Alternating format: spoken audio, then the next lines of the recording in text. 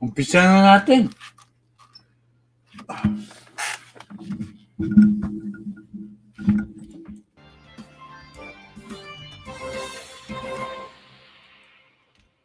Magandang hapon po sa ating lahat and welcome to the 2023 Post-SONA discussions. After a successful State of the Nation address by President Marcos Jr., let us continue to dive deeper into his message as we tackle specific issues in our cluster panel discussions. Pag-usapan po natin ang napakahalagang usapin ng infrastructure development and connectivity. This is, of course, an essential cluster when we talk about a modern, progressive, and connected Philippines, or as the President has introduced, ang bagong Pilipinas. With us this afternoon are members of the Infrastructure Development and Connectivity Cluster. Secretary Manuel M. Bonoan, Department of Public Works and Highways. Secretary Arsenio M. Balisacan, National Economic Development Authority. Secretary Ivan John Uy, Department of Information and Communications Technology.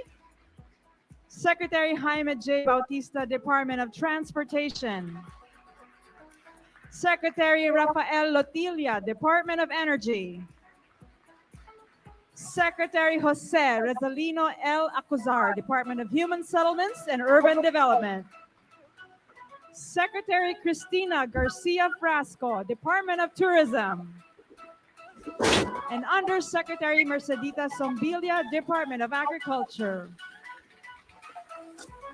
Good afternoon, Cabinet Secretaries. Let's get started with our discussion on infrastructure development and connectivity. And of course, we shall start with Department of Public Works and Highways. Sir, yesterday was the SONA. Ang sinabi ng Presidente, hindi lamang natin ipinagpapatuloy ang mga nasimulan ng mga proyekto. Lalo pa nating pinapalawak. Kaya naman, ang 123 proyekto dito sa ating Build Better More program ay bago as of June this year. We have constructed, maintained, and upgraded more than 4,000 kilometers of roads and around 500 bridges across the country. Pakikwento po sa ating mga kababayan ang mga naglalakihang proyekto na ipatupad ninyo ngayong taon, karaang taon. Maraming salamat po and good afternoon po sa ating lahat.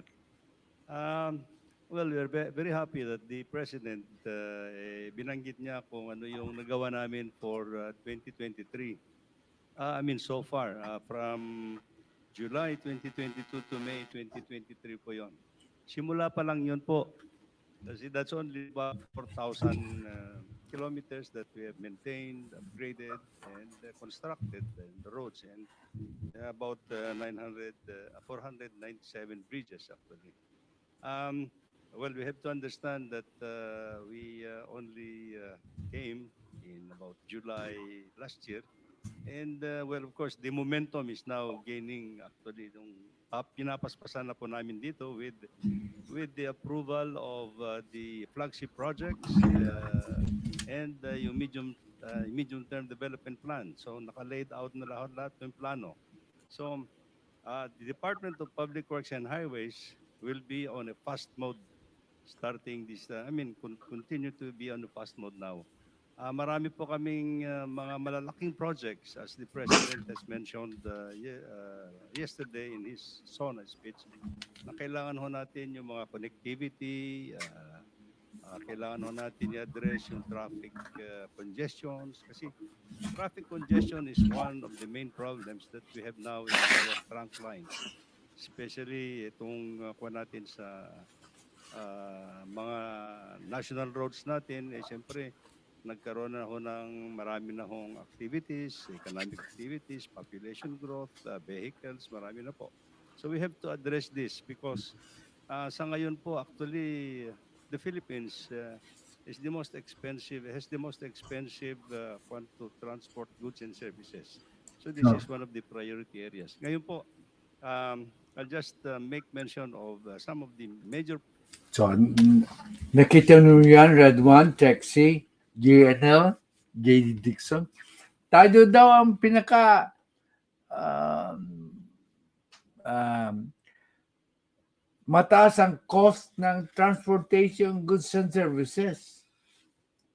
Oh, kaya kailangan pagiging ng presidente ang mga projects niya sa infrastruktura para sa connected yan sa mga investment coming from abroad. Siyempre ayaw ng mga investors na mataas ang cost of transporting their finished products. So it is important for the president to take care of the infrastructure projects. And that is what he is doing.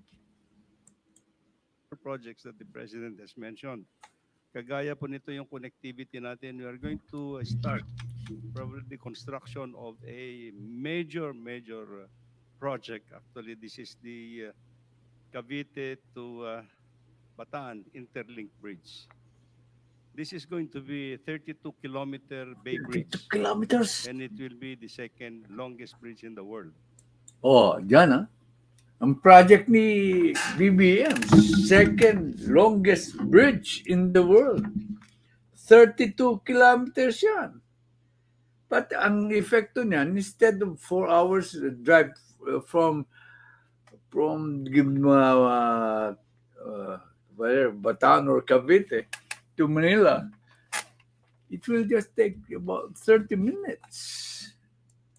So, malaki po itong proyekto ito, but we're now in the process of finalizing yung mga financing agreements namin with the Asian Development Bank. So we are hoping that by next year, we can have some start on this project.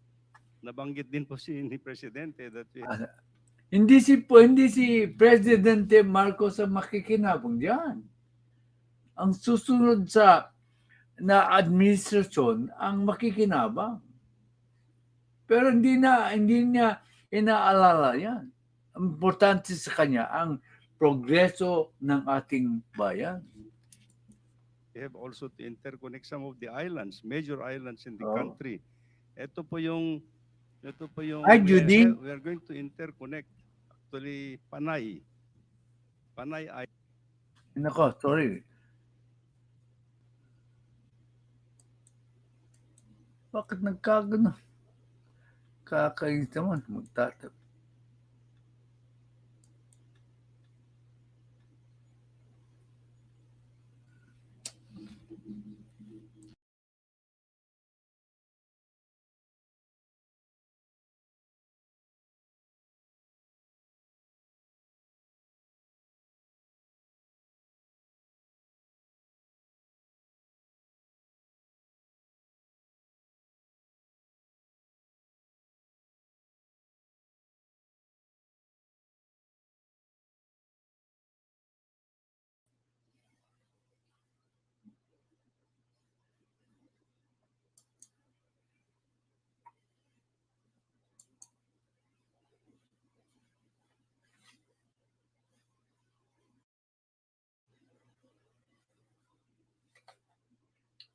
Umpisa na natin. Progressive and Connected Philippines. J. Bautista, Department of Transportation. Let's get started with our discussion on infrastructure development and connectivity. And of course, we shall tupad ninyo ngayong taon, nga karaang taon. Maraming salamat po. And good afternoon po sa ating lahat. Well, we're very happy that the President binanggit niya kung ano yung nagawa namin for 2023. I mean, so far, from July 2022 to May 2023 po yon. Simula pa lang yun po. Kasi that's only about 4,000 kilometers that we have maintained, upgraded, and constructed the roads, and about 497 bridges actually. Um, well, we have to understand that we only came in about July last year. And well, of course, the momentum is now gaining actually. Pinapaspasan na po namin dito with the approval of the flagship projects and yung medium-term development plan. So naka-laid out na lahat ng plano. So the Department of Public Works and Highways will be on a fast mode starting this, continue to be on a fast mode now. Marami po kaming mga malalaking projects as the President has mentioned yesterday in his SONA speech na kailangan ho natin yung mga connectivity, kailangan ho natin i-address yung traffic congestions kasi traffic congestion is one of the main problems that we have now in our trunk lines. Especially itong kuha natin sa mga national roads natin, siyempre, nagkaroon na ho ng marami na hong activities, economic activities, population growth, vehicles, marami na po. So we have to address this because sa ngayon po, actually, the Philippines is the most expensive, has the most expensive to transport goods and services. So this is one of the priority areas. Ngayon po, I'll just make mention of some of the major. So, nakita nyo yan, Red One, Taxi, GNL, JD Dixon. Tayo daw ang pinaka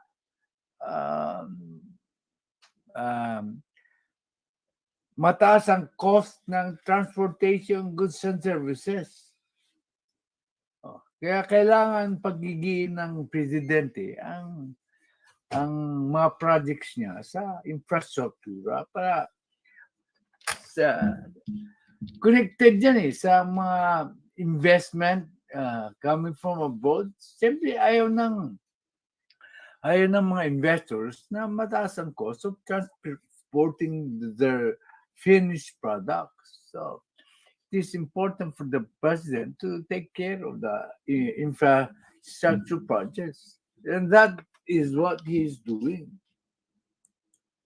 Projects that the president has mentioned. Kagaya po nito yung connectivity natin, we are going to start probably the construction of a major project. Actually, this is the Cavite to Bataan Interlink Bridge.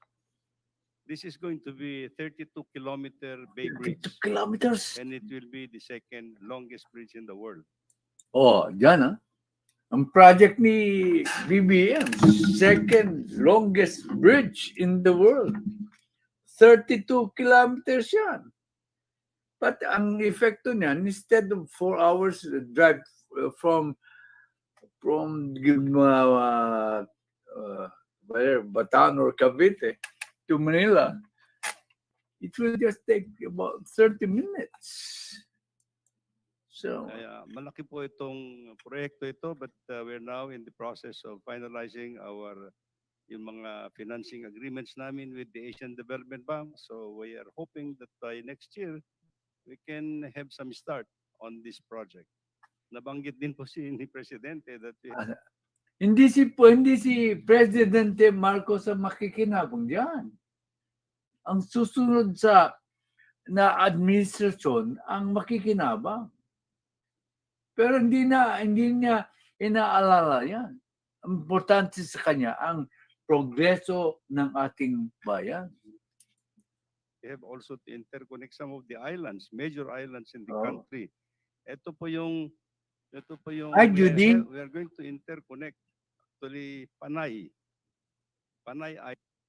Nako, sorry. Bakit nagkagano? Kakainis naman. Magtatap.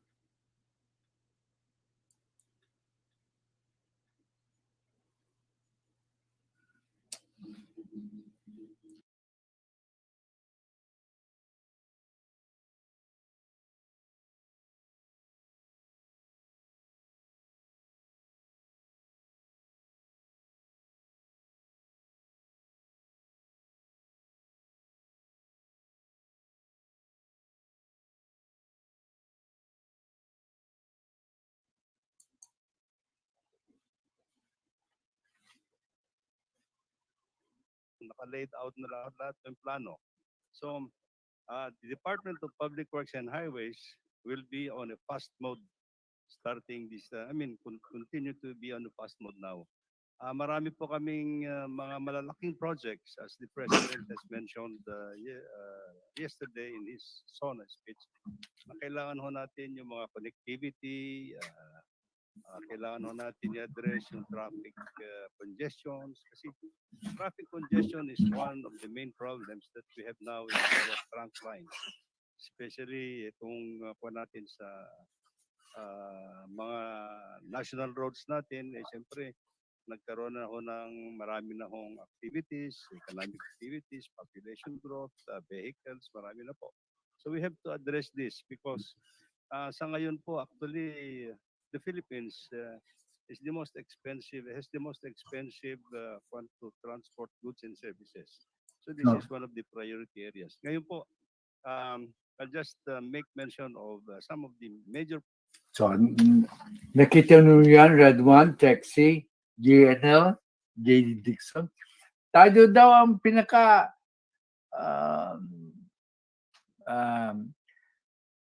mataas ang cost ng transportation goods and services. Kaya kailangan pagiging ng presidente ang mga projects niya sa infrastructure para sa connected yan sa mga investment coming from abroad. Siyempre ayaw ng mga investors na mataas ang cost of transporting their finished products. So it is important for the president to take care of the infrastructure projects. And that is what he is doing. Projects that the president has mentioned. Kagaya po nito yung connectivity natin, we are going to start probably the construction of a major project. Actually, this is the Cavite to Bataan Interlink Bridge. This is going to be a 32-kilometer bay bridge. 32 kilometers. And it will be the second longest bridge in the world. Oh, yan Ang project ni BBM, second longest bridge in the world.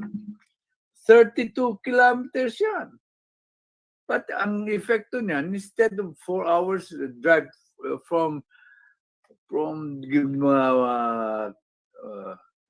Bataan or Cavite to Manila, it will just take about 30 minutes.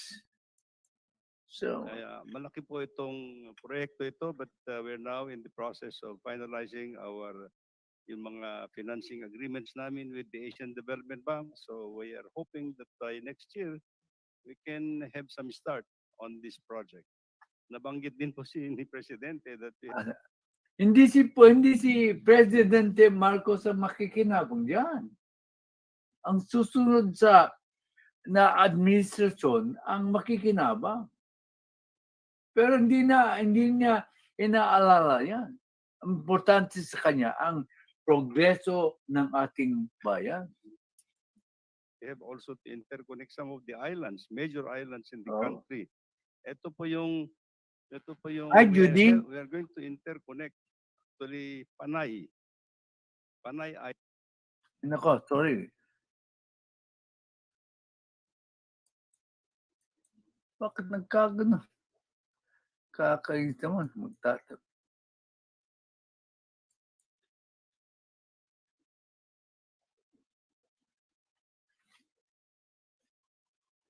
Naka-laid out na lahat ng plano.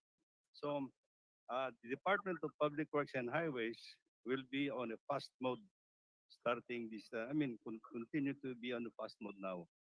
Marami po kaming mga malalaking projects as the President has mentioned, the islands, major islands in the country. Ito po yung Judy. we are going to interconnect actually Panay Island. Nako, sorry. Bakit nagkagano? Kakait naman, magtatap.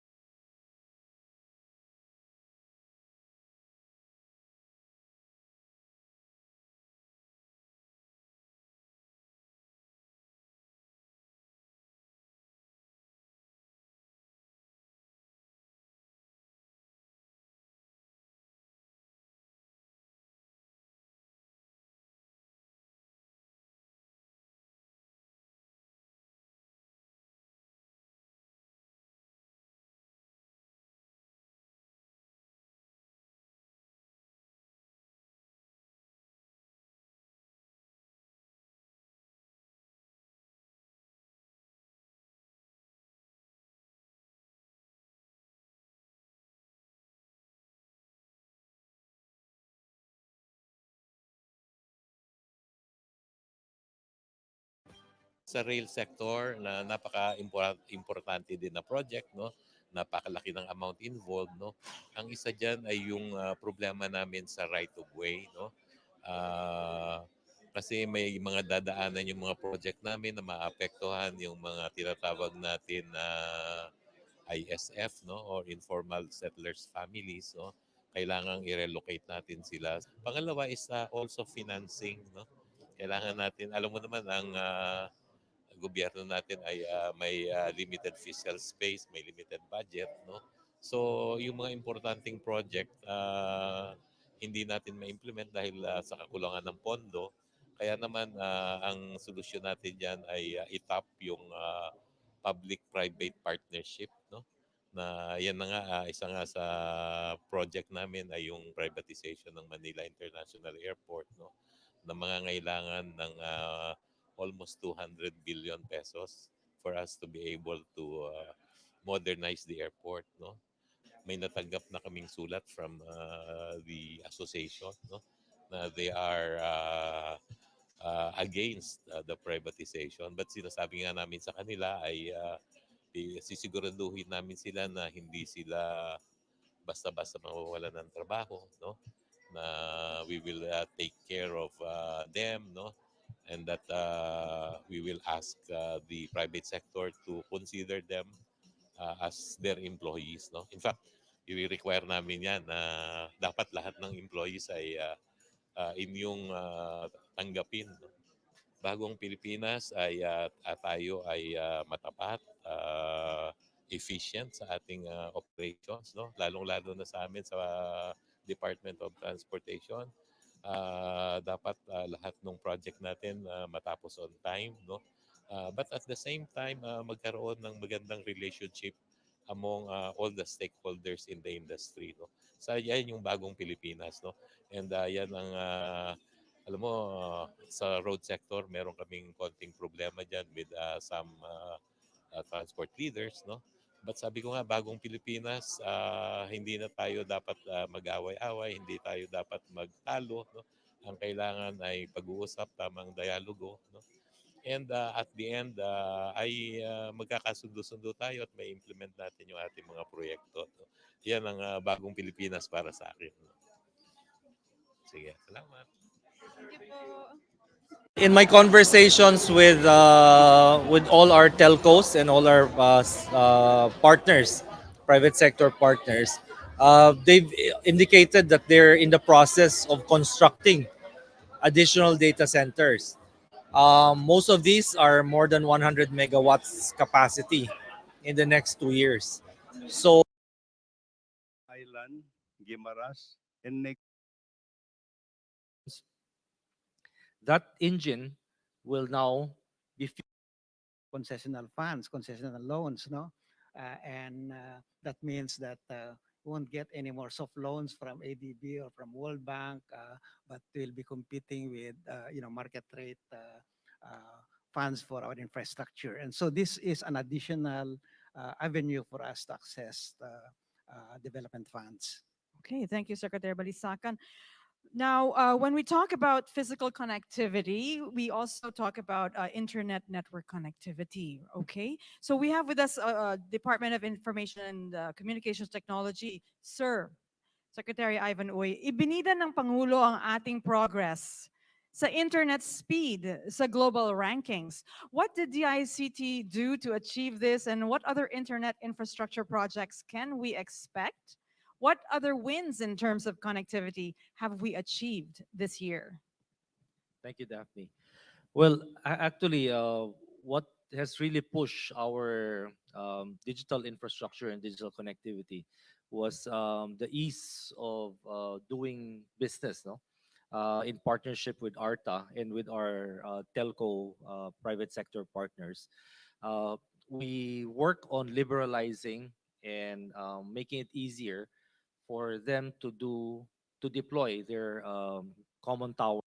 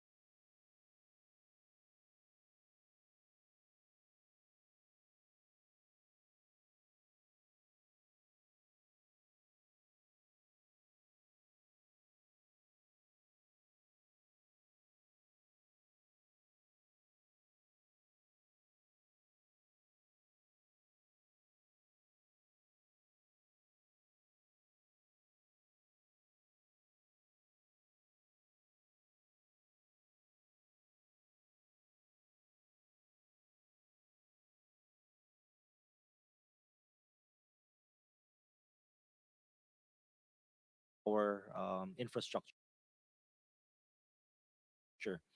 And actually, the recent executive order that was signed by the president emphasizes this. So, because of the easier, uh, lesser red tape in applying for all the permits and licenses in order to set up the common towers all over the country, it's now more economical and faster for all our telco partners to be able to deploy connectivity across the country. At the same time, uh, with the digital infrastructure, we're seeing that today more and more data are actually being generated. And as they all say, data is the new oil today. And with all that data, we're expecting an increase, a rapid increase in the capacity of the data centers. In fact, in the next 2 years, we project at least a 500% increase in data center capacity within the country. At 500%. Why? Because the hyperscalers are really looking at the Philippines being an ideal location for them to host it. And once these large data centers are deployed, a lot of the data will be stored there. Then what will now be the engine that will drive all this oil? It will be artificial intelligence. As we uh, as we use more AI and in the business process outsourcing, in many of our applications, that engine will now be fueled by all this data, and we will be able foreign clients in the data in the business process management outsourcing community, but at the same time also provide good data for governance, because with our integrated e-gov platforms, we will be integrating a lot of public services into that platform. And that will allow us to make data driven decisions that will be focused, and there will be no guesswork that has been plaguing normally government decisions because of the lack of data and the right information to do so. So that's what's in store, and that's what's been happening in the digital connectivity and digital infrastructure side.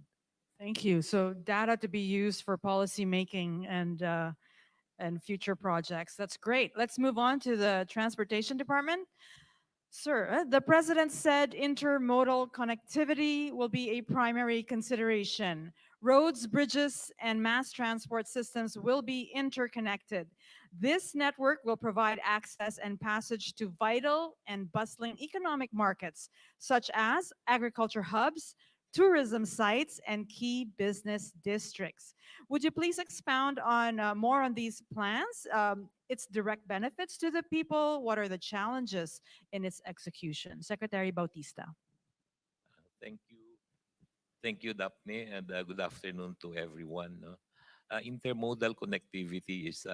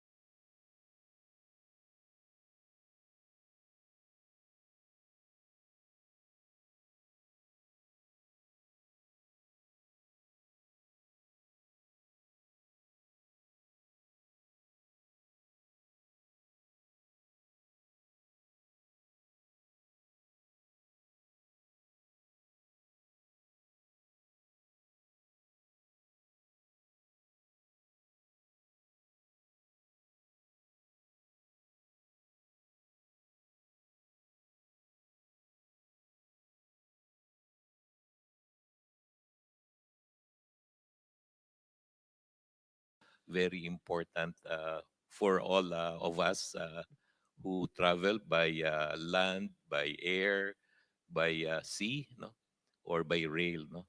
And the Department of Transportation is working very hard to see to it that we implement all the programs that we have planned, no.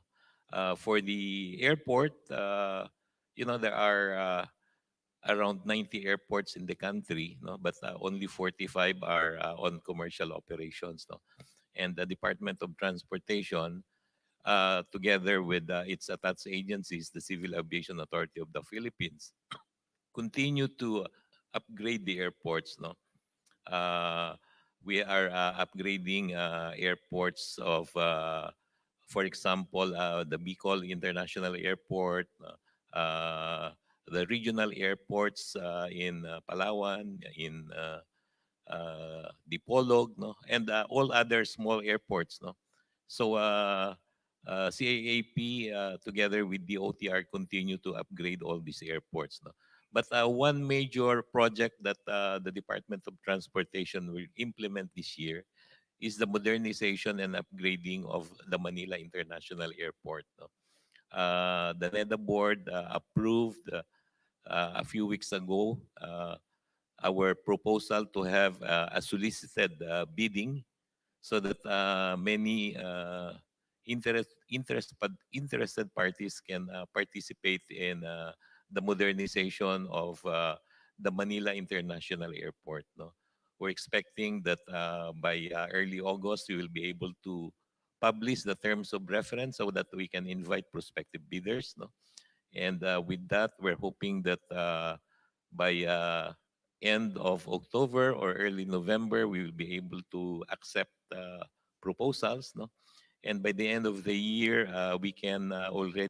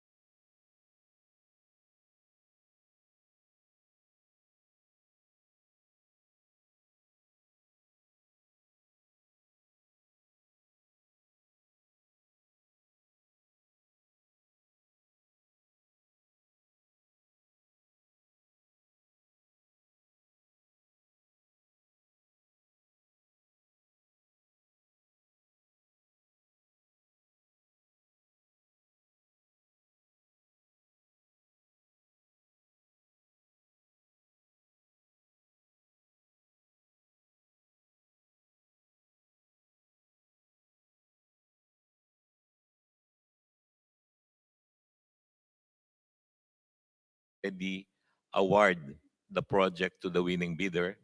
And a few months later, after financial closing, the concession agreement can be started. No? So this is one project for the airport that we think will be implemented soon. No? This will result to increased capacity of the Manila International Airport. No? Considering that this airport is already congested with only a capacity of 32 million passengers per year, but now handling more than 40 million. No? In fact, today the airport is now handling around 140,000 passengers a day compared with 115,000 a year ago. No? So that's a big increase in the demand and increase in the number of passengers that pass through Metro Manila. So we think that this project is very important, and with the support of the other government agencies, we will be able to implement this project. No? Another important project that we are implementing are the rail sector projects. No?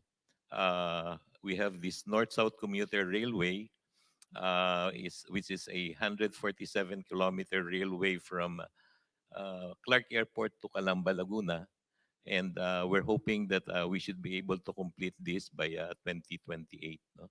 Uh, we have awarded almost all the contract packages. I think except for two contract packages, all contract packages were already awarded, and construction is in full swing. No? We have also started the actual boring of the tunnel for the Metro Manila subway. No? February 9, when the president inaugurated the first operations of the tunnel boring machine. No? And we're expecting that the tunnel from Valenzuela to Quirino Avenue will be completed by the end of the year. We're taking delivery of more tunnel boring machines, which will operate simultaneously so that we'll be able to complete this project by 2028. Uh, and hope that this will again provide additional service to our riding public. No? We're also expecting to complete the extension of LRT1, no? Five additional stations from Baclaran to Sucat. We're expecting that this will be completed by September of next year.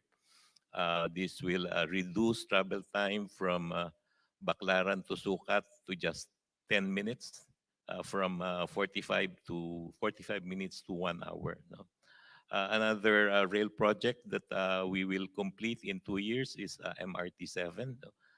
This is a rail system from North Avenue, EDSA to San Jose del Monte. It will reduce travel time by 1.5 hours. No? Because right now, travel time from that place going to Manila is 2 hours. No? And with the new train system, it will be reduced to just 30 to 35 minutes. No? We are also in the process of finalizing the feasibility study for new railways. No? The president mentioned about a 1,000 kilometer railway in his SONA.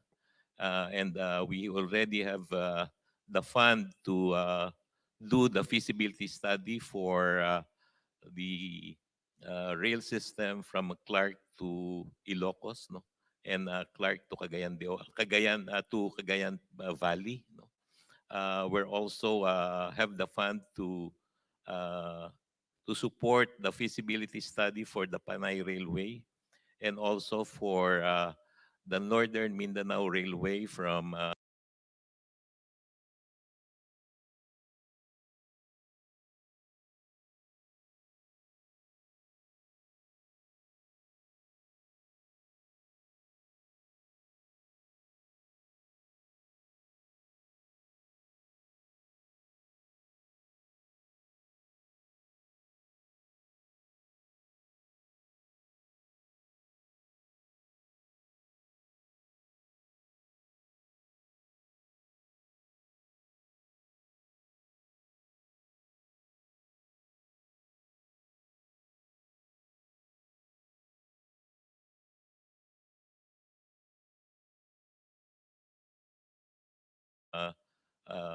the airport to the city of Cagayan de Oro. No? We're also in the process of finalizing the financing for the Clark to Subic Freight Railway. No?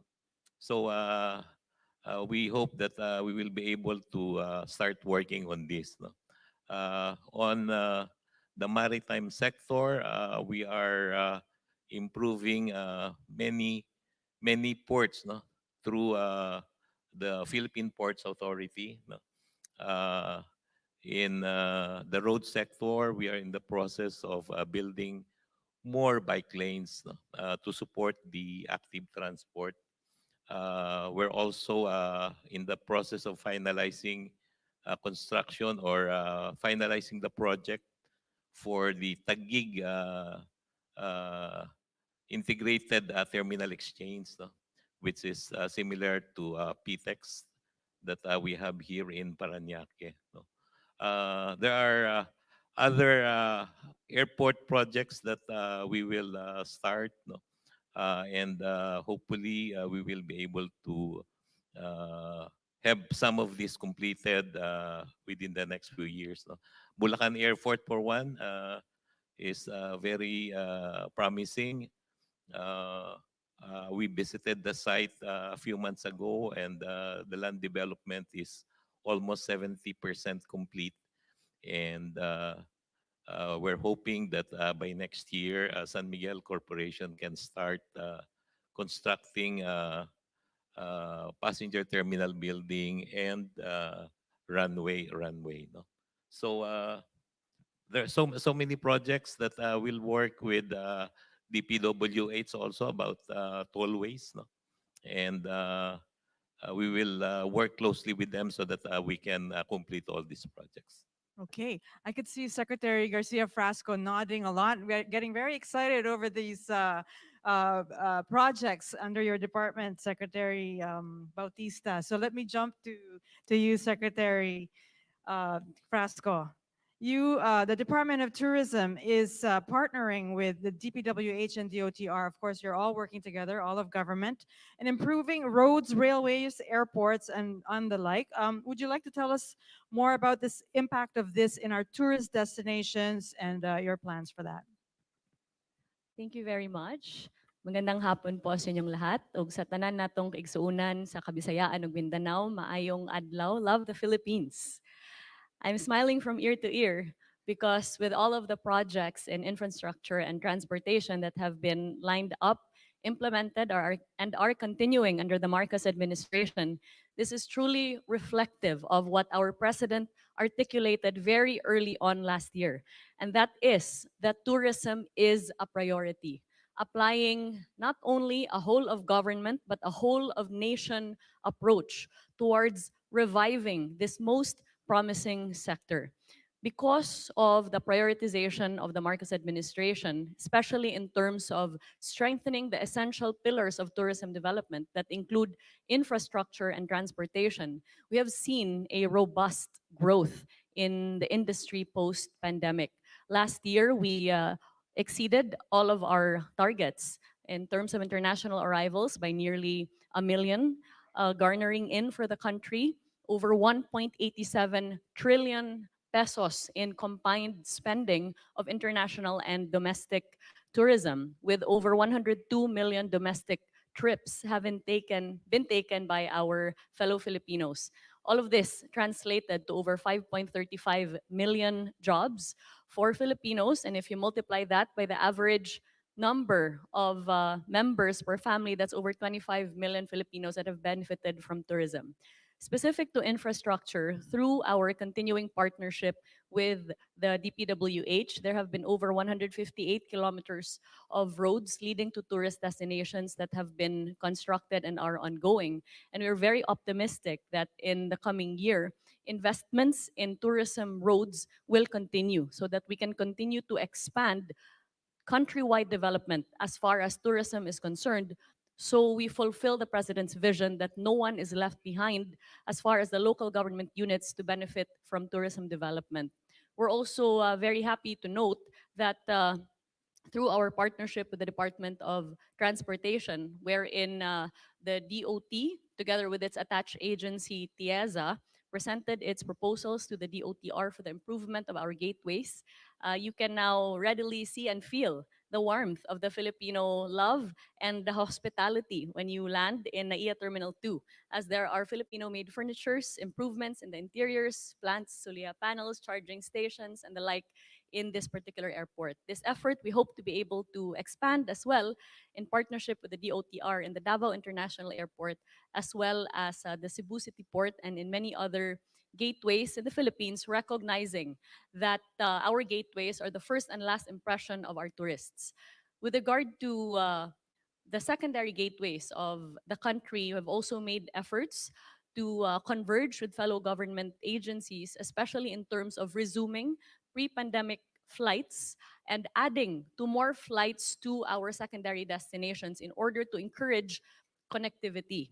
And with this, we are seeing additional flights to Clark International Airport so that we can fully maximize the capacity of this airport.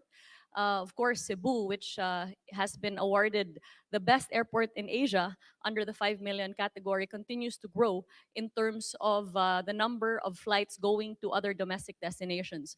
We've also seen new flights into Palawan, which has been declared by a Wanderlust in the UK as one of the most desirable island in the rest of the world. And so all of these investments that the Marcos administration has made in infrastructure development and connectivity have readily resulted in this growth in the tourism sector that we can only see to grow further as we are very optimistic in not only meeting but also exceeding our targets this year of 4.8 million international arrivals, since as of this day we already have over 3.1 million international visitors having come into the Philippines, translating to over 215 billion visitor receipts thus far. Thank you so much, Secretary Garcia Frasco. Wow. We'll get back to you shortly. Let's move on to energy, of course. Secretary Latilia. The president said renewable energy is the way forward. The government recently allowed full foreign ownership in renewable energy projects to boost foreign investment in the sector. Aside from this, what are the DOE's efforts to attract investments in the renewable energy sector, especially in streamlining the application for implementation of new energy projects? Thank you, Daphne. The president has stressed the need to diversify our sources of power and energy. And renewable energy is the key because then this is indigenous and therefore readily available for us, not subject to the volatilities of the external market. The as you know, the power and energy sector in the Philippines is in private hands, and therefore the role of government has been to support the initiatives of the private sector. And so far, the department has approved 126 service contracts in renewable energy service contracts in the 1 year of the Marcos administration. And these represents a potential of around 31,000 megawatts. Just for context, by 2028, the peak demand of the Philippines will be at around 25,000 megawatts, up from our current 17,000 megawatts peak demand. And to be able to meet that demand, we will have to make available more than 8,000 megawatts of new capacity. Under the vision of the president, 43% of that should at least be from renewable energy. But renewable energy, as you know, is site specific, and therefore connectivity is at the core of renewable energy. We've got to connect the source to the markets, and transmission is key. So we need to improve, for example, on the system impact studies, because these have to be addressed upfront rather than later. And the system impact studies, unfortunately, are rather delayed. A number of you in this sector have been complaining of delays from 1.5 to 2 years in the system impact study alone. So these are the things that we want to be able to address so that the RE developers will be able to focus on the rollout of their projects. The other is, of course, the Energy Virtual One-Stop Shop, which imposes the law, which imposes timelines on the delivery of permits or the approval of permits by the different agencies. And the executive secretary is chairing this one.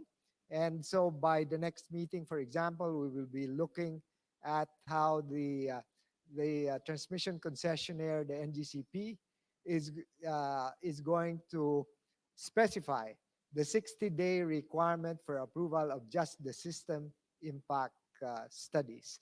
So all of these we need to connect, and we will be challenged by the needs, for example, of the transport sector, which Secretary Bautista pointed out. Most of these land transport, for instance, will be electricity dependent. And of course, it's cleaner and more convenient for our people. But then we need to be able to deliver that demand. And we are working with the private sector, and we commit ourselves to deliver on those. Thank you. Thank you. You have your work cut out for you, but you seem to be on the right track and with all the agencies helping each other. That's great.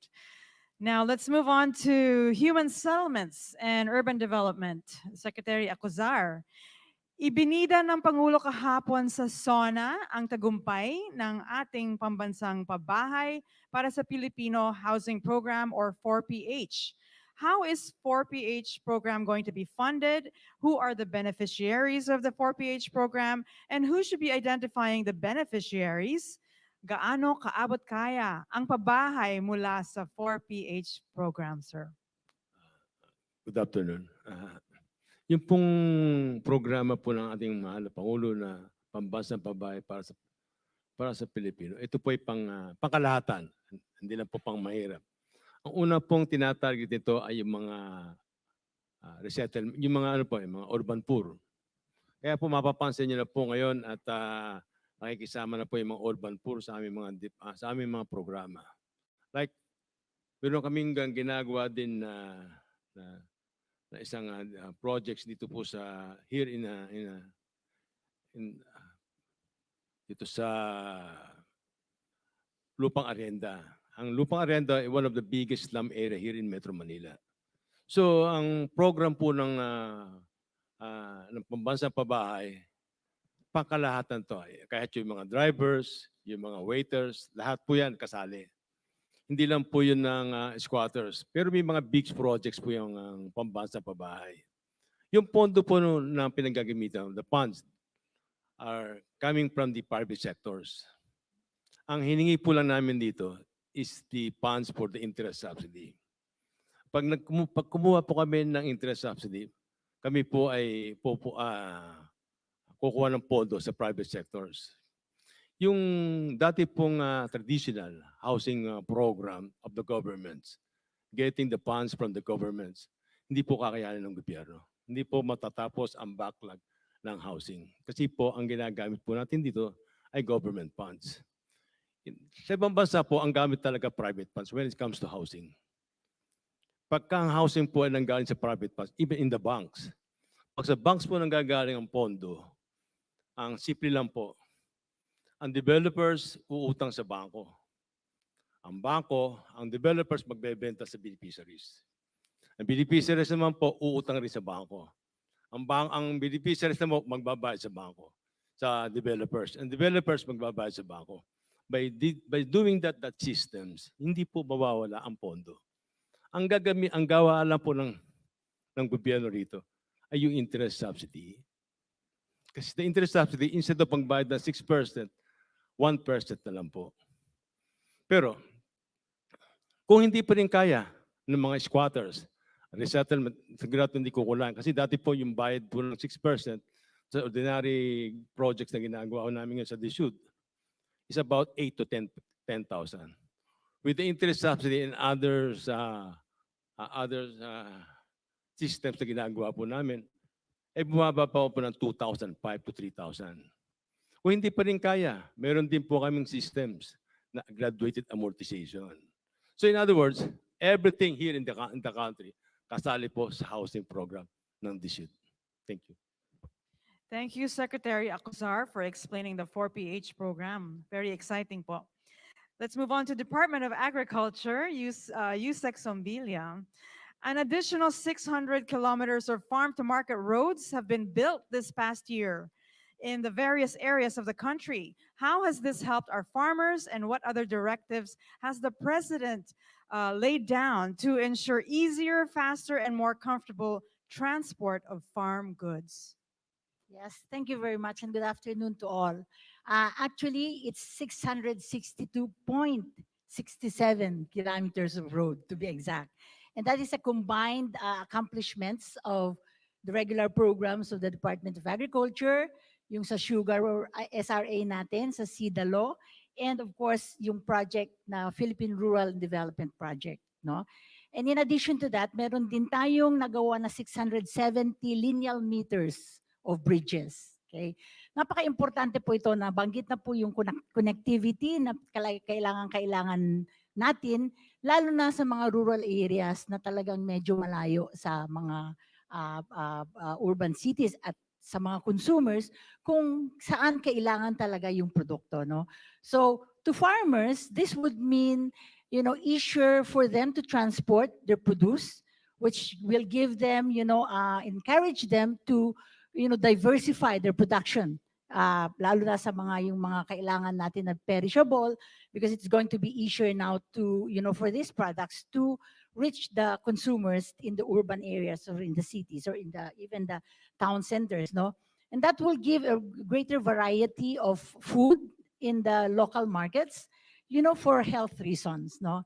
So, more diversified, less cost in traveling, in moving this produce to the market centers will mean, greater incomes to the farmers, no? So that's very one reason for the importance of really putting up these farm to market roads.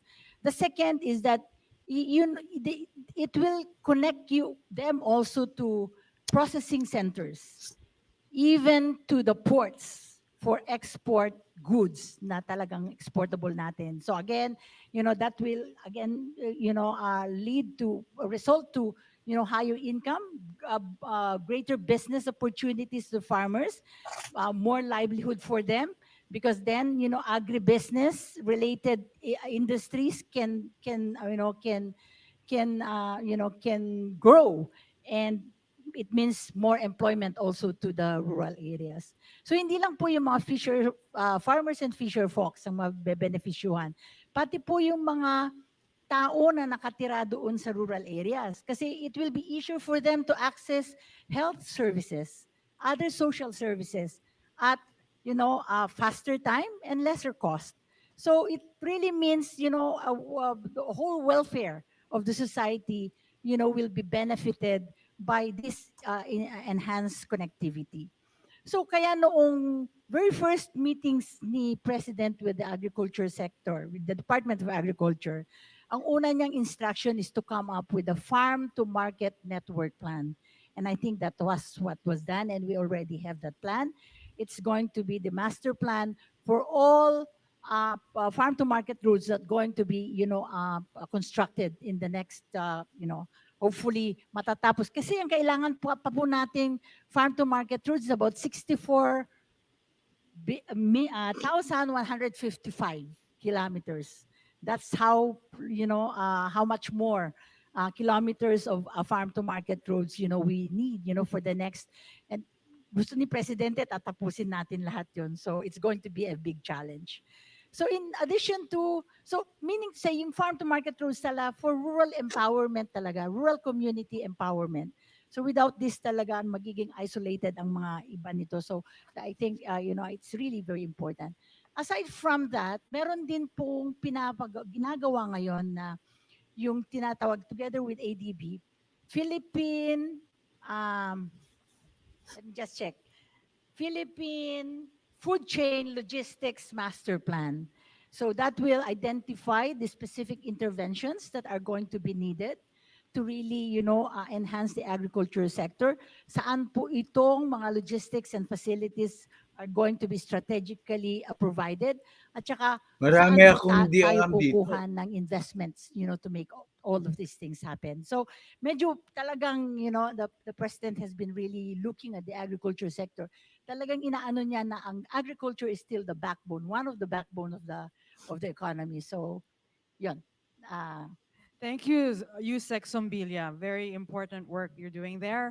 Let's bring it back to the Public Works and Highways Secretary Bonoan. Considering the country's vulnerability to various forms of natural disasters such as flooding, what are the DPWH big ticket flood control projects that are nearing completion? And how is the DPWH ensuring the timely completion of these projects? Well, this is another sector that we are trying to to face several challenges actually yung flood control program of the department. Kasi sabi nga ni Presidente, I think you have to construct now flood control projects that are more resilient and sustainable because of climate changes and things like this. So, um, technology will tell us kung ano man naman yung pwede natin gagawin. But in the meantime, I think let me start with some of the projects that we're undertaking kasi um, we will continue to build flood control structures, but this will now be integrated in the water resource management, water resource development management principles, and yung hindi na yung patsi-patsi siguro yung gagawin namin dito because we'll address it on the river basin program para mas malaki yung lawak ng masasakupan. No? And and I think this will be more effective in many areas for flood control in many parts of the country. No? There are many projects that are ongoing right now. There are 18 major river basins in the country, and some of the biggest river basins like Cagayan River Basin, sa um, dito sa Panay, and many more. In Metro Manila, let me just expound in Metro Manila kasi siyempre binabaha ang Metro Manila. And for now, um, we will soon complete actually yung rehabilitation ng mga pumping stations in Metro Manila. I think there are 20 of these that are being upgraded and rehabilitated pumping stations in Metro Manila. And we are constructing another 10 new pumping stations in Metro Manila to facilitate yung yung waters in Metro Manila. We are also constructing actually yung mga booster pumps dito sa mga river channels para mas mabilis yung pagpunta ng tubig papunta doon sa mga pumping stations. All this we expect that I think in a very short time, I think we're just about to finish actually yung rehabilitation nga ng mga pumping stations. But again, in Metro Manila, I think one of the biggest challenge is actually solid waste disposal. No? And we are coordinating with the Metropolitan Development Authority actually to look into this kasi kahit na ka-efficient din yung mo, kung maraming basura yung pumupunta sa iyo, then it will just impede the flow of water. So anything this is going to be a challenge to everybody. In the same manner as yung mga kuwan din sa mga major river basins, siyempre yung mga encroachments in the river basins, yung mga structures and all this will have to be relocated siguro and find out how we can best actually accommodate them so that they would be free from yung inundation. And once we construct actually yung mga flood control measures namin, and I think it will be good. So thank you very Yeah, much. thank you so much, Secretary Bono, on flood control and solid waste disposal. A lot of projects. Let's move on. Secretary Ivan Uy, please tell us about the success of the Broadband ng Masa program. Well, the Broadband ng Masa program is a comprehensive program that integrates our national broadband together with our free Wi-Fi project. And so, with respect to the national broadband aspect, we're actually already been able to connect Baler to from Aurora to Poro Point in La Union. So that will be live in probably by next month. Then the Luzon connection from the north, from Ilocos down to Quezon City, we're projecting that by the end of the year, that should also be live. That provides about 2 terabits of capacity um, to our current capacity. In the meantime, with our deployment on the free Wi-Fi, what's good is today we have more options. In the past, connecting the remote islands and the remote mountainous communities have been rather difficult because most of the modalities that would be required to provide the digital transport is expensive, and it requires the construction of either towers, which could be affected by adverse weather, or submarine cables to connect the remote islands. And but today, with satellite technology, the cost of satellite technology coming down significantly, and the quality going up, uh, we now have more options in our deployment to the remote areas, or what we call the GIDA areas, the geographically isolated and disadvantaged areas. So, uh, because of the wider options of technology that's available, and because of policy and regulatory changes that we've implemented, we do look forward to an increased ability to be able to deploy this connectivity at a much lower cost and at a much better reliability and quality across all our islands. And one of those that we're prioritizing, of course, is the Department of Tourism's tourism areas that have been identified early on. So we're working with the Department of Tourism, as well as, of course, Department of Transportation, to identify the ports and the areas where there will be a need to improve digital connectivity, especially for our tourism areas, visitors coming in. Our airports, seaports, and terminals, transport terminals. Thank you, Daphne. Okay, thank you, Secretary Uy. Secretary Bautista, Yeah. one of the efforts of the DOTR in addressing transport-related problems is through the Public Utility Vehicle Modernization Program. What progress have we achieved so far in this field? The Public Utility Modernization Program started in 2017 during the time of President Duterte. No? And there are four major components of the PUB modernization program. One is the industry consolidation, which we are now implementing. Uh, Under the omnibus franchising guideline, we want the operators, the jeepney drivers, to join cooperatives. No? It is important that they join a cooperative or a corporation so that they can work together, not compete with each other. And at the same time, they can operate as if they are a legitimate business, no? By employing professional mechanics who will maintain their vehicles. They will have the right dispatching of vehicles so that there is timely available vehicles in different stations. Right now, the consolidation is around almost 70%. No?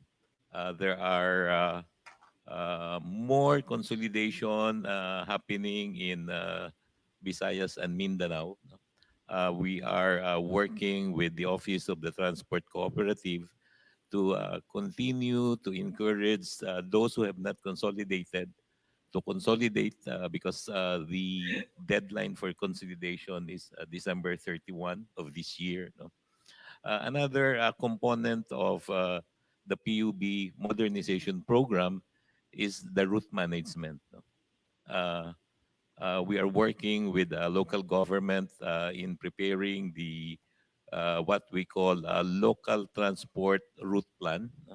Uh, in terms of this preparation, we have already uh, attained almost 60% from the local government units. No? Another component is the fleet modernization program. This is a very contentious issue right now. In fact, this is one of the reasons why this small group is declaring Tigil Pasada yesterday. And until today, but I understand that they will not continue it anymore, no, because this group don't want the old jeepneys to uh, to be replaced by the modern jeepney. They want to keep the iconic jeepneys, no? And we told them that it is okay to keep the iconic jeepney as long as these are roadworthy and uh, they can still provide convenient and safe transport experience to our passengers. No, but we're working with them. We will allow replacement of these iconic jeepneys with almost the same type, but conforming to Philippine national standards. No, the Philippine national standard require that uh, the door is on the right side with comfortable seats, with more efficient engine, no? Euro 4 or Euro 5 engine or electric vehicles. No?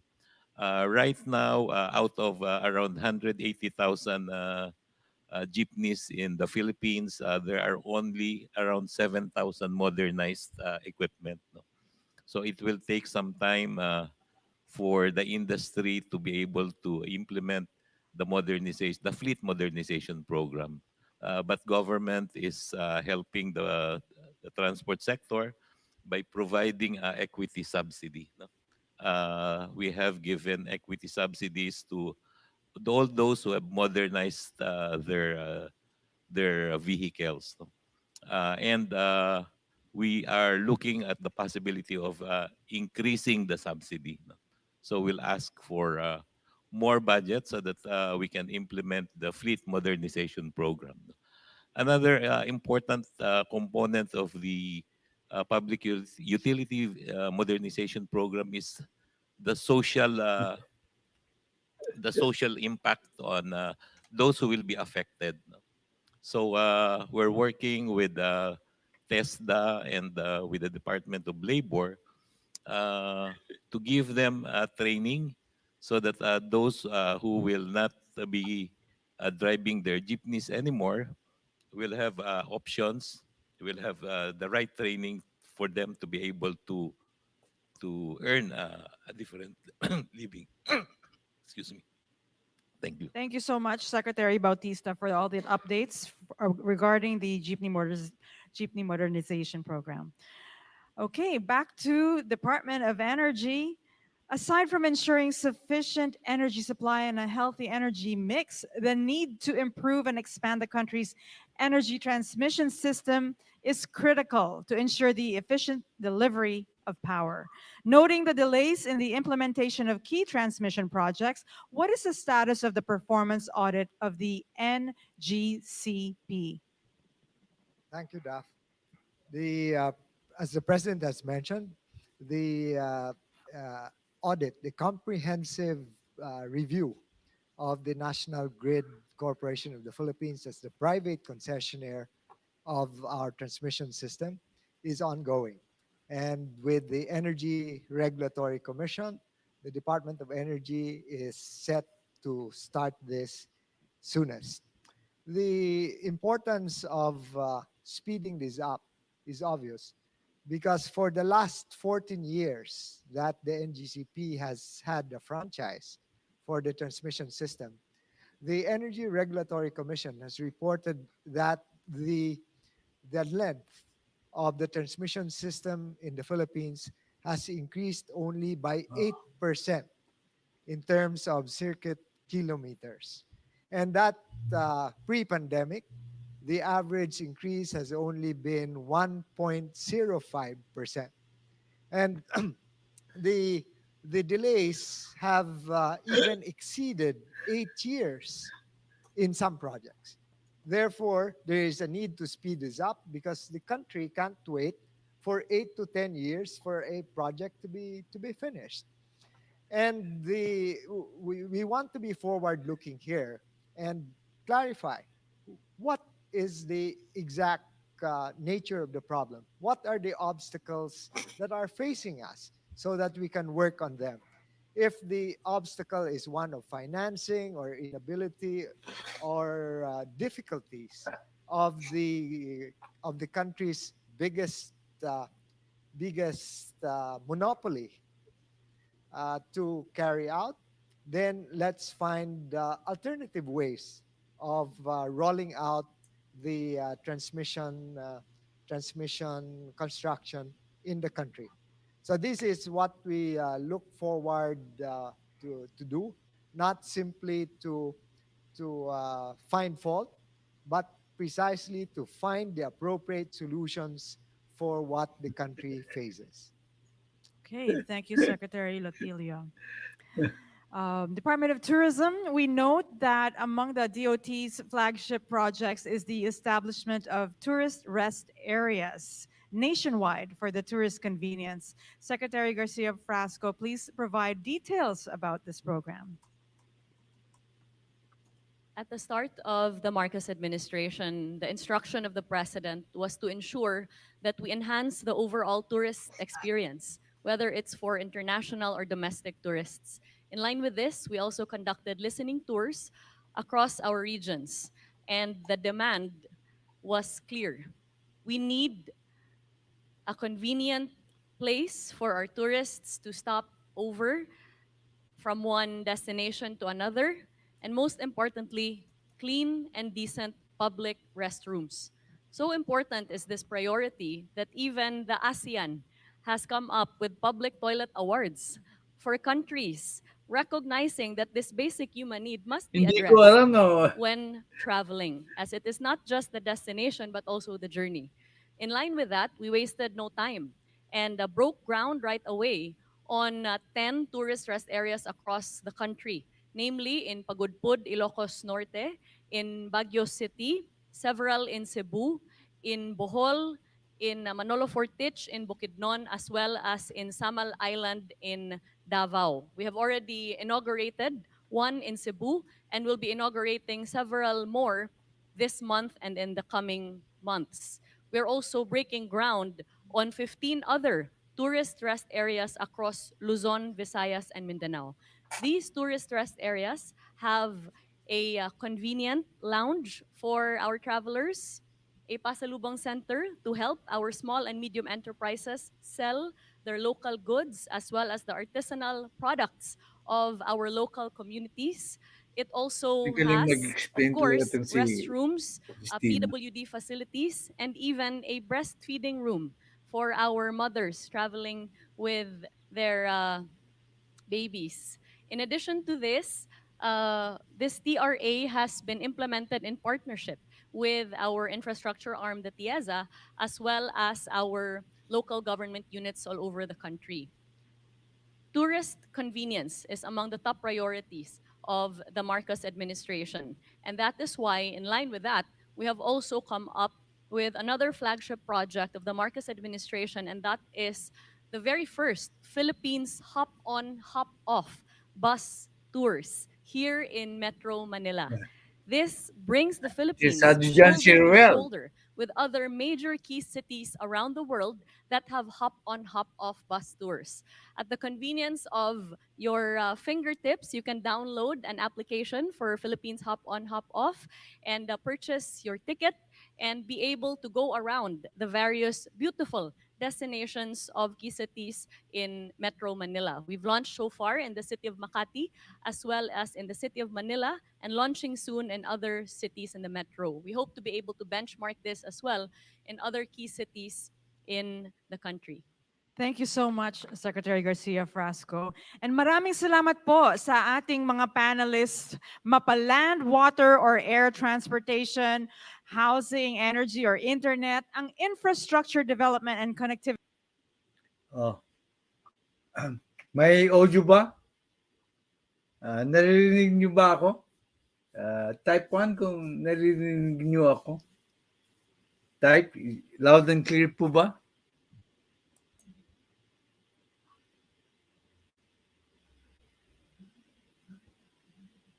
Okay.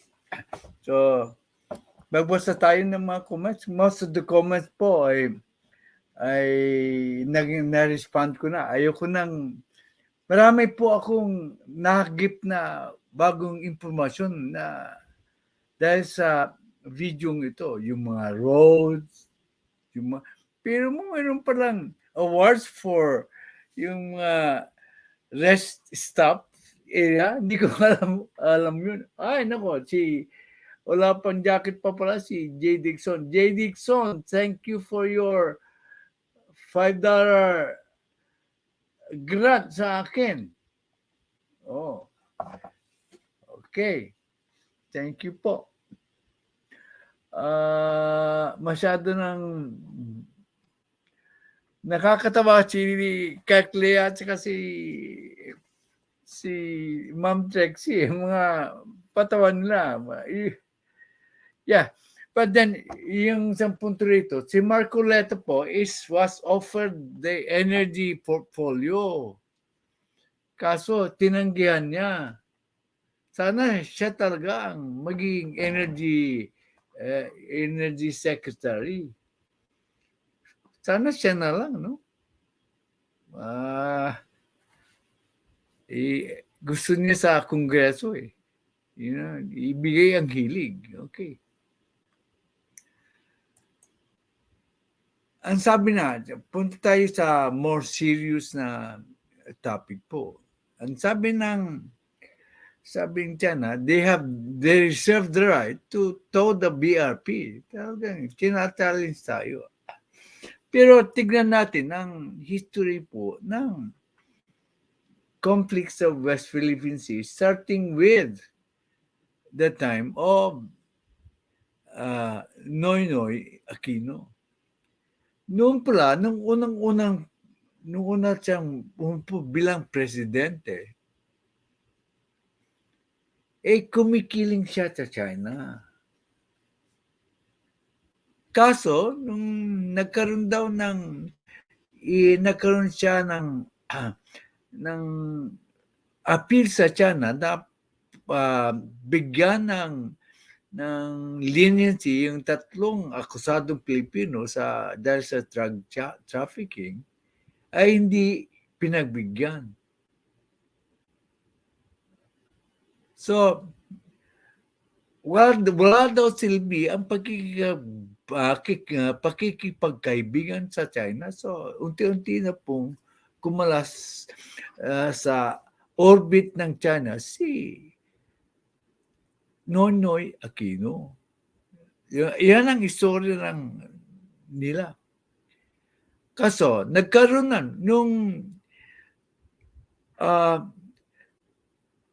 ng conflict sa Scarborough Shoal. Mayroong standoff po. Siyempre, nagigirian. Di malaki ang tension po. Yan ang istorya. Ngayon ko lang nalaman ito. Dahil sa pag-research ko, naibigay sa inyo ang tunay na pangyayari. Ngayon, dahil sa tension which might lead to a shooting war, binoker ng states na mag-withdraw both the Chinese Navy at saka Philippine Navy. Inalis yung ship. Di tama, na-broker ng China po na-broker ng states po ang peace because they avoided the shooting war or conflict. Kasi handa siguro lumaban din si Noynoy Aquino. Kaso pag-withdraw ng Navy ship natin dun sa Scarborough Shoal, hindi nga bumalik ang Chinese Navy. Pero ipinasok na ang Chinese militia ships. Kinural na yung West Philippine Sea. Hindi na makapasok ang mga fishermen natin. So, binalanghiya tayo ng China. doble kara po sila. Yan ang hindi na magawa ka kay PBBM kasi PBBM learns from the past. Kaya nga hindi siya mabola ng mga Chinese. So, tingnan natin ang reporting ng Philippine Star. Yung sinasabi ko. Kasi dito sa channel natin ito, may pinanghawakan tayong katibayan. Ang istorya po. Hindi po tayo nag-iimbento. Ngayon ko lang nga nalaman yung buong istorya.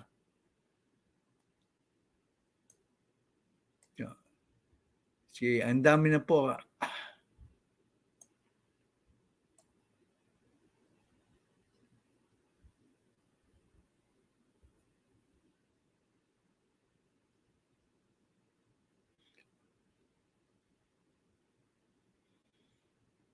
Pero yung announcement lang muna ng aking channel membership po.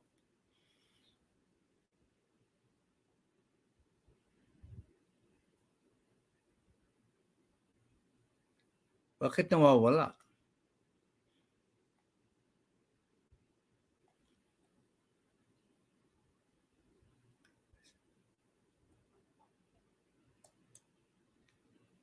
Whether it's thought-provoking discussion, mindfully based na nangyayari dito, and historical reviews na tulad ngayon, ipapakita ko yung history. We're dedicated to providing you with an enriching experience. All documented dito. May discussion, may debate, at saka historical reviews. Feel free to explore our archive of posts and join the conversation by leaving your thoughts in the comment section. We are here to listen and engage you every step of the way. Oh, di ba? As much as possible po sa channel ko, lahat ng komentaryo po ay aking tinatalakay, dinidiscuss. Kung alam ko yung topic, ready akong mag-answer. Pag hindi ko alam, sasabihin nyo ko sa inyo na hindi ako capable of discussing the issues since I have no knowledge of the subject matter being asked to be discussed. Once again, a heartfelt thank you for choosing to be a part of Tatay Jackferdz blog. Let us embark on the exciting journey together and make the most of our shared experience. So, sabay-sabay tayong mag-explore ng katotohanan at sariwang pananaw sa nangyayari sa ating bansa. Stay tuned for more exciting content your way. Warm regards po sa akin. So, that is the promise of Tatay Jack sa kanyang mga chartered members po. You can always suggest any topic to be discussed. Priority ko, i-research ko po yan.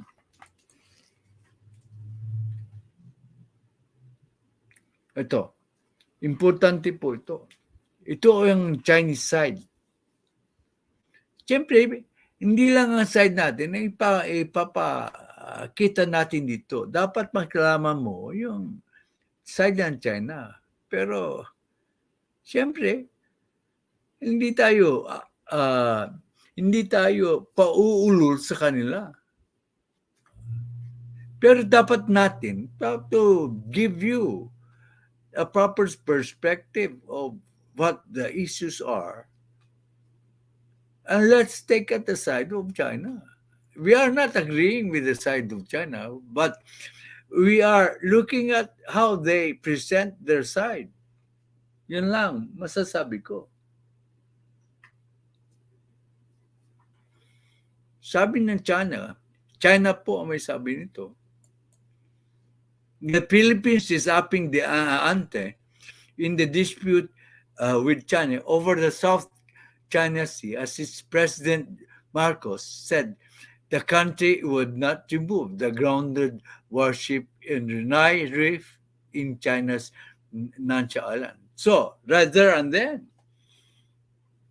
yung Ayungan Shoal or ay kinukonsider pa lang property nila, territory nila. Ang layo-layo sa China, mas malapit tayo doon. Pero claim po nila na property po nila, yung territory po nila, yung Ayungin Shoal. They call it the Nansha Islands.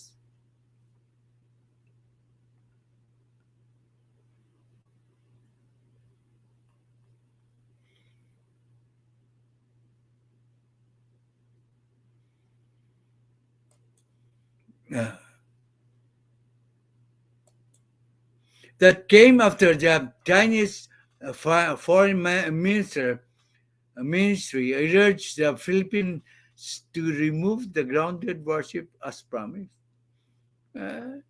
Yan ang claim ng China na may nag-promise daw. Ipakita nila yung ebidensya na hindi laway lang ang sinasabi nila. Kailangan natin ng ebidensya kung may agreement. Yan ang sabi po ng China. Hindi po ako. Kaya nabibisit din ako dito sa China. Marcos Jr. claimed to be unaware of such a promise, and if there is such an agreement, I rescind that agreement now. Since this is just an agreement, if ever there was, he can always rescind o putulin ang ibig sabihin ng agreement. Hindi i-honor yung agreement. Since PBBM now is in charge. Tama din si PBBM. Matibay ang loob ng ating presidente.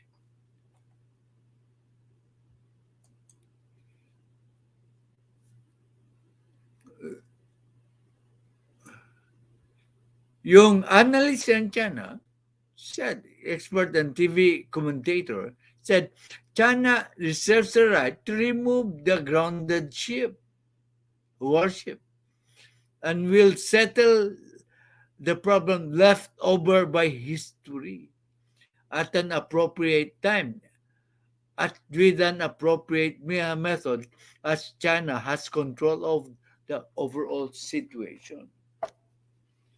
Mayroon siyang tama dito. Because of the presence of in their numerical superiority in number of ships, somewhat, he is true here. Tama po, sabi niya, overall situation. Pero hindi niya tinetake into consideration yung magiging effect ng joint patrol with the US. Okay. Tama po siya. Right now, kaya nga, wala tayong magawa sa pambobomba ng water cannon except to lodge a protest.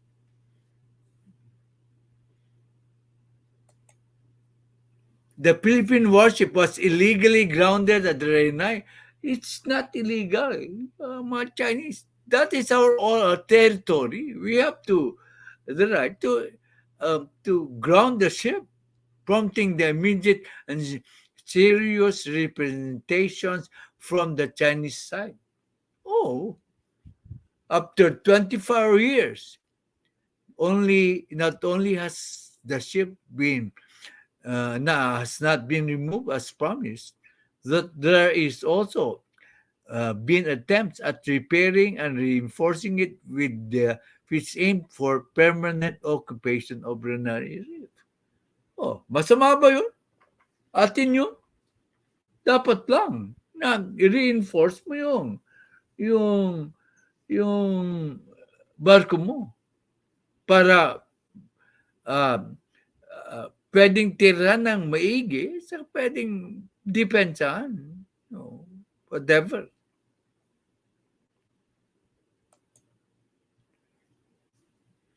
The recent hype concerning the Reef had a strong U.S.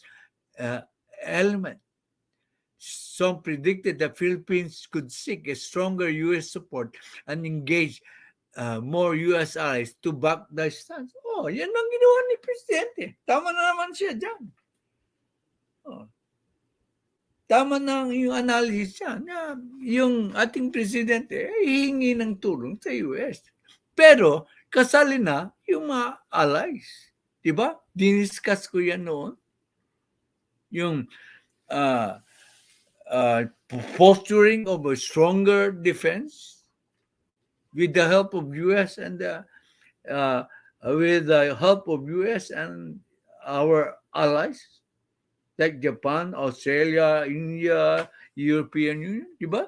Oh, again, pati international experts share the same view. Oh.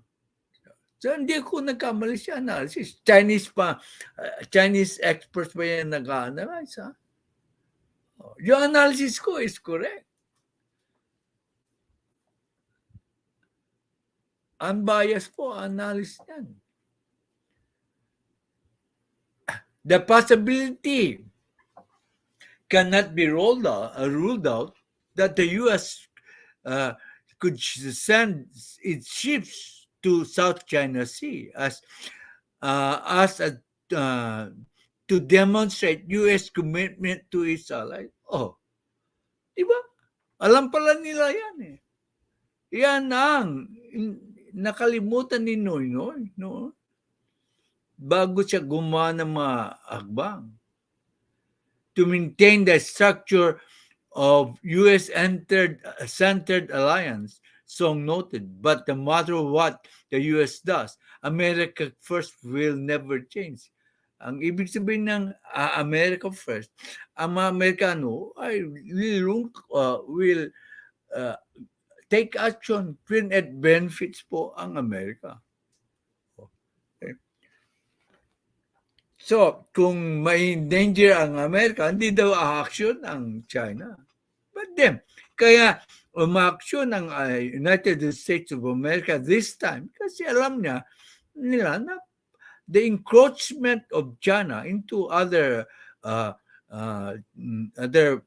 nations' territories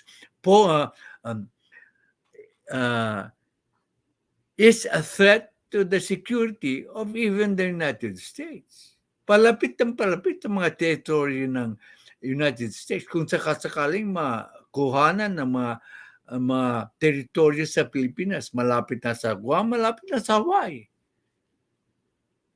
Mayroon na silang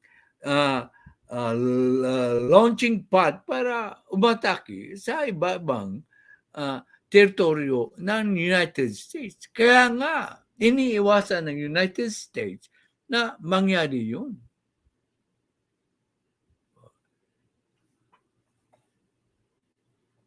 Yan hindi ko na lang isulat ang analysis ko. Mas maganda sana yung analysis ko ay sinusulat ko. So, ang sabi dito, final word, Washington treats Manila as a common father. Yung pambala sa kanyon daw. Baka pwede naman. Oh. Pero, but the latter learned the lesson during the rule of former Benigno Aquino that siding with the U.S. cannot bring benefits to the Philippines. Kasi, nakuhanan ng teritoryo ang Pilipinas. They made the correct observation. Pero iba po ang presidente natin. Iba po ang presidente natin. So even the Chinese knew that nakuhanan ng teritoryo ang Pilipinas kasi parang hindi na-consolidate ang ating presidenteng Aquino ang alyansa ng mga ibang nasyon, kasali na ang US. Hindi yan papayagan na mangyari ng ating mahal na presidente. Ito na ang istorya. Dito kayo makakakalat ng, hindi po galing yan, galing po yan sa Chinese mismo. Yung pananaw po nila na kini-question natin ang kanilang pananaw. Hindi mangyayari yung sinasabi niyo mga Chinese. Kasi mahusay ang aming presidente. From the reporting of the Philippine Star, July 10, 2021, yung kamamatay lang yata ni former President Pinoy Aquino. You take note, I always give due respect to those president, although I do not like them. They have to be accorded the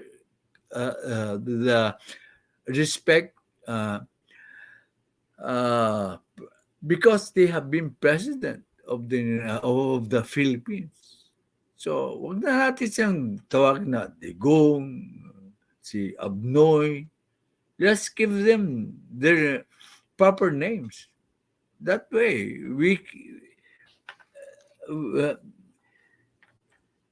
do not denigrate our history. Kaya, as much as possible, ang healing ko sa inyo, when you talk of past presidents, maski you hate their policies, is call them president. Be civil. We can question their policies, but let us be respectful. So, ang reporting po ng Philstar, ito makadilawan na newspaper, I do not hesitate to cite them as a source because I have my own mind. I can see where they come from. Sabi ng Philstar, early on, President Aquino attempted to curry favor from China. So, kumikiling siya sa China. Kasi nagiging very powerful na po ang China. That is, so, thinking na magiging kaibigan ng China ang Philippines, hindi tayo masyadong aapihin ng China. Yun ang purpose ni President Noynoy Aquino. Kaso, in late 2010, noong 2010, kauupo lang niya, the president joined kauupo lang niya, joined a 19-state coalition led by China that did not send any representative to the awarding ceremony in Oslo sa Chinese dissident and Nobel Peace Prize winner Liu Xiaobo. So, nagsaad sila sa China na hindi dapat parangalan yung Nobel Prize winner. Kasi gusto niyang pumapil sa China. Unfortunately, sabi ng istorya, this history, tulad ng sinabi ko kanina, hindi lang to may mga history dito na nalalaman nyo. Ito hindi ko po alam. Ngayon ko lang nalaman. I have to admit, because of the research, which I am doing it for you. So I am learning at the same time. I impart my knowledge to you so that you will not be misguided. Unfortunately, the President Aquino realized too late that the appeasing China carried a risk of being seen by an emergent and assertive power. Ang sing parang yung sa apoy, yung nadikitan ka ng baga, yung sing, tawag doon mo? Anong hindi ko mo alam ang Tagalog word, but I know the meaning of sink. Oh.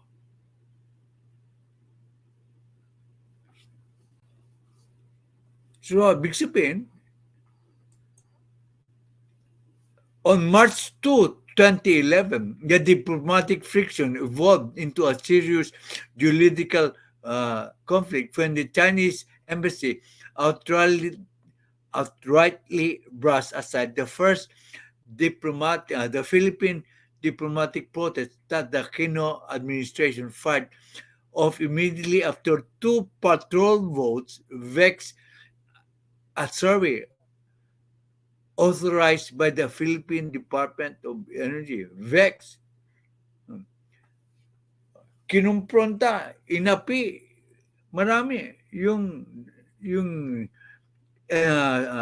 survey ship. VEX, kasali na dyan po ang dinuro. VEX is pinagalit. Yan ang mga meaning ng VEX.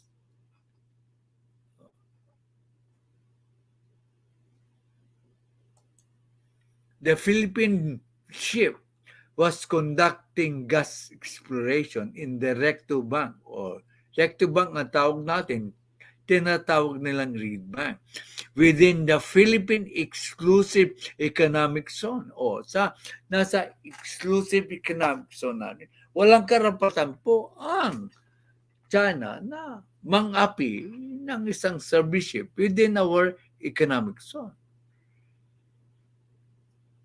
The Chinese embassy in Manila argued that China has territorial jurisdiction over the so-called Nansha Islands and the nearby territory conjointly referred to as the Spratlys. Yeah. Kung magtitignan mo po yung mapa, ay ang layo-layo po noon yung territory yan sa China. Pero claim nila. Siyempre. At saka, ang mga nakatira doon, mga Pilipino, may mga nakatira doon.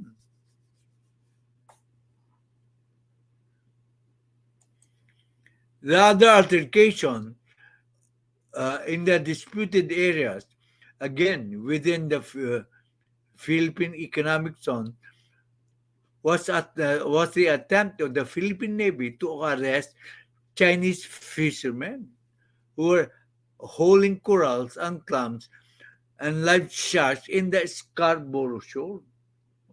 Atin po yung Scarborough Shores. Nawala lang nung panahon na Pinoy. So nagkaroon ng konfrontasyon ang Pilipinas at saka China. Yan ang history po. Para makita natin. Para hindi tayo basta-basta ignorante. So kung ano talaga ang nangyari. However, the rest was botched when 2 Chinese maritime surveillance vessels intervened, which sparked a 2-month, dalawang ba palang nagirian ng Pilipinas at saka China. Standoff from April 9 to June 18. Nagingirian na pala. Hindi pala uurong ang Philippine Navy. Between the Philippine Navy's BRP Gregorio del Pilar and the Chinese fishing vessels. Nagigirian na. Dito, masaklap.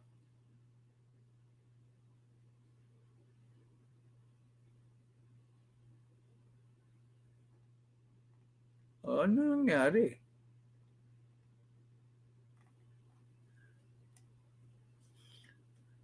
Nawala yung ibang kwan?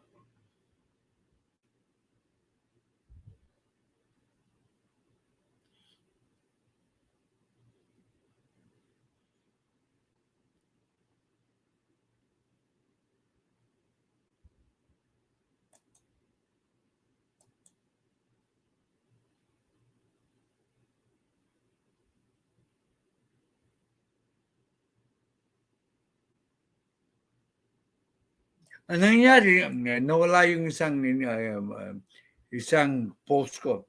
Ang nakasingit po doon, nag-broker ang United States na mag-withdraw po ang Chinese Navy at saka Philippine Navy from the area. So, umalis na both kayo dyan. So, nag-agree sila. So, nag-withdraw yung Philippine ship, nag-withdraw yung Chinese Navy ship. So, ayos na. However po, betraying the agreement, ayon, nag-traitor na po ang Chinese. The Chinese reposition its militia. Kaya hindi nga ginamit ang Navy ship. Ang ginamit nila ay yung militia ships to cordon the shoal, blocking Philippine access to protect their fishing boats within the Philippine exclusive economic zone. So, yan ang istorya po. So, nagkamali si Pinoy, hindi muna niya kinonsolidate ang mga allies at saka US para siguradong hindi na po maagawan tayo ng teritoryo. Yan ang nangyari po. Kaya naagawan tayo ng teritoryo ng China. Kasi sila na ang may control doon sa Scarborough Shoal. Mangyayari po ba yan sa panahon ng ating magaling na presidente? Hindi. Kasi ang poso niya is strong defense. Alam niyan, wala tayong kakayahan para makipag-gulo sa China. Pero ang ginagawa niya, malakas ka nga, pero mayroon akong kalyado. Tulad ng Japan, tulad ng India, tulad ng Australia, tulad ng European Union. Yun ang ginagawa niya. We will notice na siya ay nagtra-travel to those countries. Pero Australia, hindi pa siya nagtra-travel. Pero yung Australian Prime Minister, ay siya na ang pumunta rito to discuss the Philippine security situation po. Ganyan po kahusay ang ating presidente. Kaya tignan mo ang mga Chinese ay medyo hindi masyadong makalma kay President Bongbong Marcos kasi kung umalma sila ay ma-activate na yung Mutual Defense Treaty Agreement. Treaty yun. Hindi basta-basta mapapawalang visa yun eh. So, kaugnay niyan, mayroon na silang diniscuss ko na ito, yung joint US-Philippine Patrol of the West Philippines. Pinag-aaralan lang nila ang rules of engagement. Ano yung rules of engagement? Ano ang rules of engagement po ay nagsasaad kung ano ang pwedeng gawin nila in case there is a shooting incident. Incident pa lang. Kung anong pwede nilang gawin at ano ang hindi nila pwedeng gawin. Ganyan na historical perspective ko. So, dapat ba pagkatiwalaan ang China. Yung mga nagde-defend sa China, pinagbibigyan daw tayo ng 24 years na, sabi ni Kamintong. Ay, hindi po yung totoo. Sila ang nag-aapi sa atin for 24 years. Umalma na lang tayo ngayon. Dahil mayroon tayong isang magaling na presidente na nagmamahal sa ating bayan. Sa ating bayan.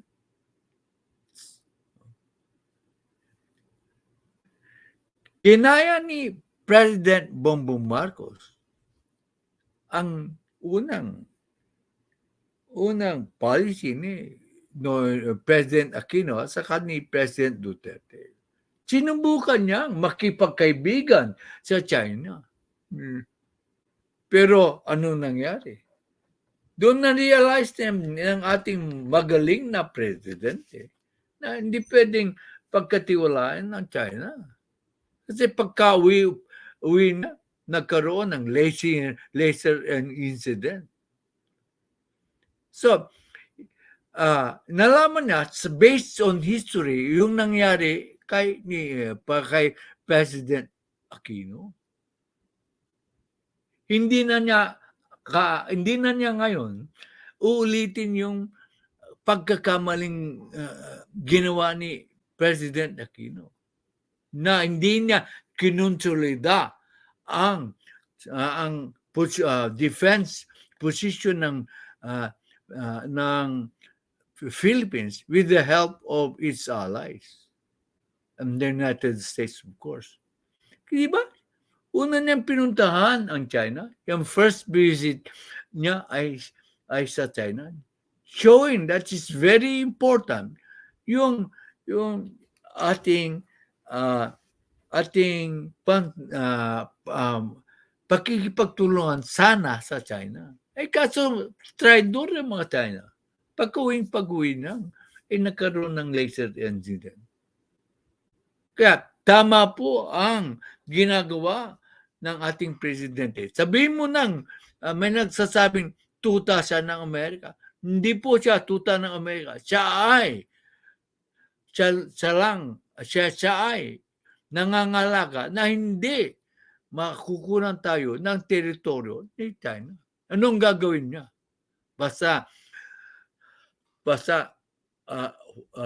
tatahimik na lang siya. Hayaan niyang maagawan tayo ng teritoryo ng China. Yun po ang aking komentaryo sa araw na ito. So, kung wala kayong komentaryo, kung mayroong magdi-disagree sa aking comment, pwede. Pero that is my perspective. We should learn from history that the Chinese are not to be trusted. The Chinese are not to be trusted. Mas maganda sana kung sinulat ko tulad ng kahapon. Pero I had no time. I was just trying to fix my channel, the monetization. Again, thank you, J.D. Dixon. Thank you, JNL Opinions. Okay, sabi niya. Mega love shout out, sabi ni Jack Villa kay Jupao Gasol, hello. Kaso sayang naman. Ano yung sayang naman? Salad po, Ma'am Trexie, sabi ni Jupao Gasol. Incidentally, makulit si Tatay Jack ay yung panawagan ko na lahat kayo ay mag-subscribe sa isa't isa. Tulad ni Lolita Ganda Cortez, Jupay Gosol, si Tukayong Class of Titans, si Riddler, si Carclea, si Judy Basco, si Trek Sibilia, si Ryan, at marami pang iba. magtulungan kayo. Maski yung wala kayong channel, tulungan nyo ibang channel. Kasi lalaki. Pati ako lalaki. Kasi pag kayo'y nagpupunta sa ibang channel, sasabi nyo, from family of Tatay Jackferdz, lalaki ako.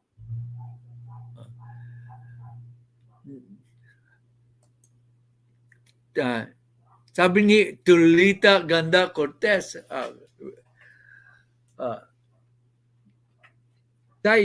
Tatay Jack, hello po. Sabi niya. Hi din. Nagulangan tayo dyan sa Scarborough po.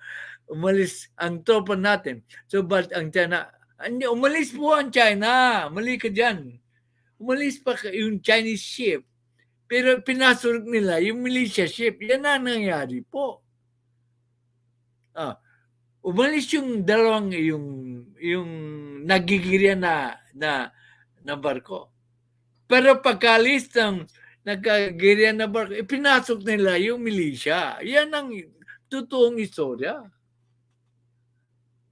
Kaya maganda po dito sa channel ko, nakikita mo ang correct interpretation of what actually happened.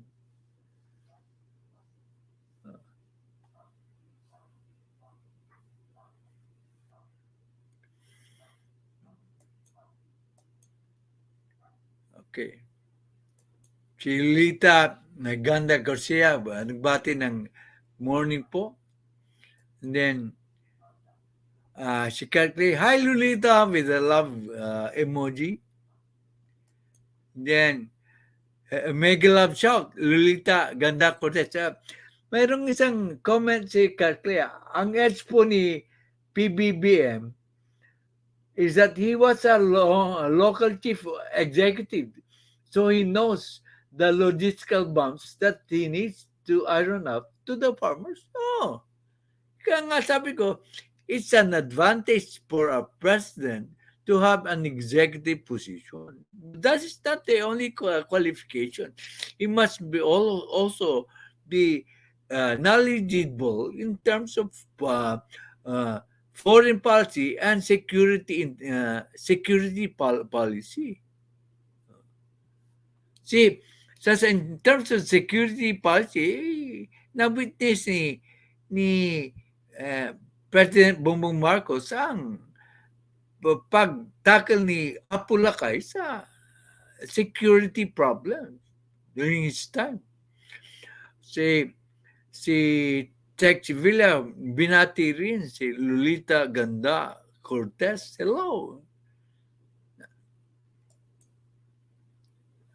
Kaya magkagalo na kung pag ginalaw nila ang barko na yun yan sa yun. Sapagat mga heroes natin, yan, mga nagbabantay. Saludo ako sa mga kasundaluhan natin sa Sierra Madre. Correct. They are risking their lives. They are away from their families.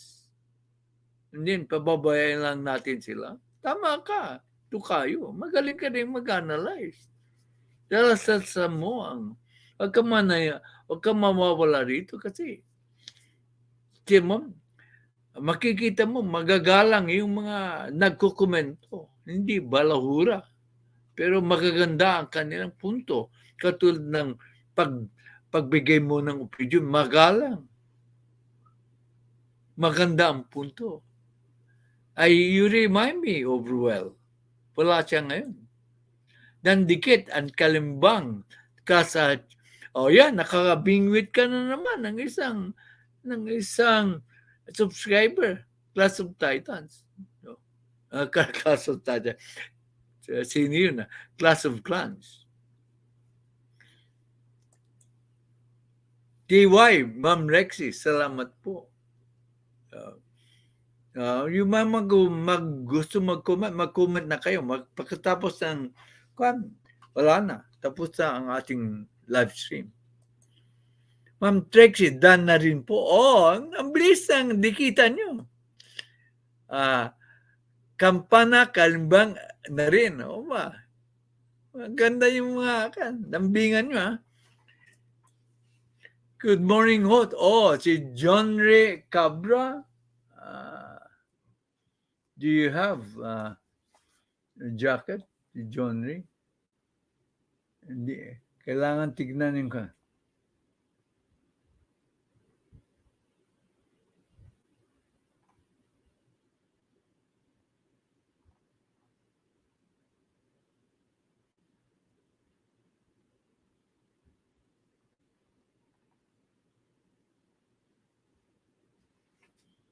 Hindi ko makita yung kan. Kung wala ka bang jacket, I will give you a jacket later on. Okay. Good morning, host. Okay. Okay. Eh, nagmamakawa ka. Let's see if I can find your name.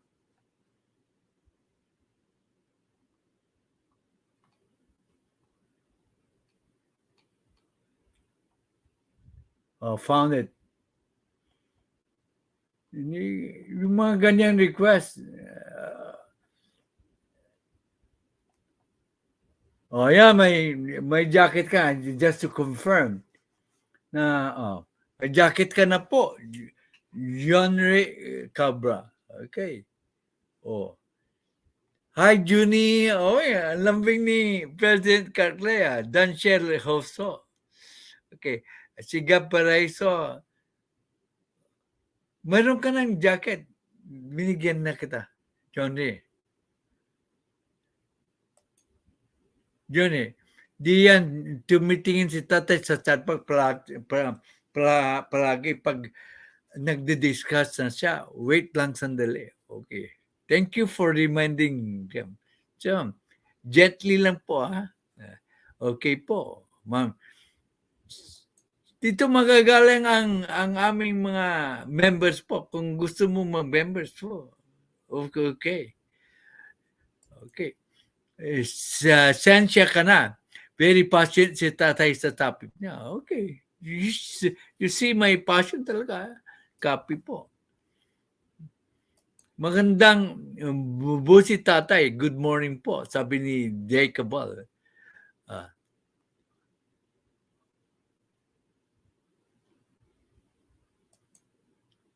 President Cartlea, binati ka ng ating kapatid, ating kamembro, si Jacob.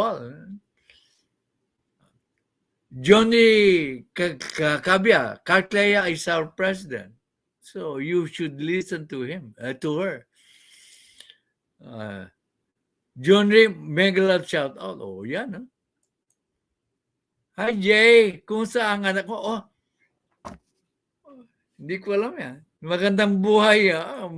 Magandang buhay at bukang liwayway. Jacob. I like it. Doon muna sila sa probinsya po sa lolo nila. Balik siya after 15 days sa clinic. Salamat po, Ma'am Cartlea. Magandang buhay, Ma'am Trexibilla. Calling from Jacob. Tama po, tatay. Di mapagkakatiwalaan na. Several incidents na. History. Kaya nga, ang ating presidente is a man who studies history. Sa kanyang bahay, ang dami-dami nga niyang binabasa. Mayroon pa nga siyang mga details na hindi ko alam. Yung sa interview, tulad na black hole, si Stephen Hawking, kanyan kagaling po ang ating presidente. Kaya dapat natin pagkatiwalaan.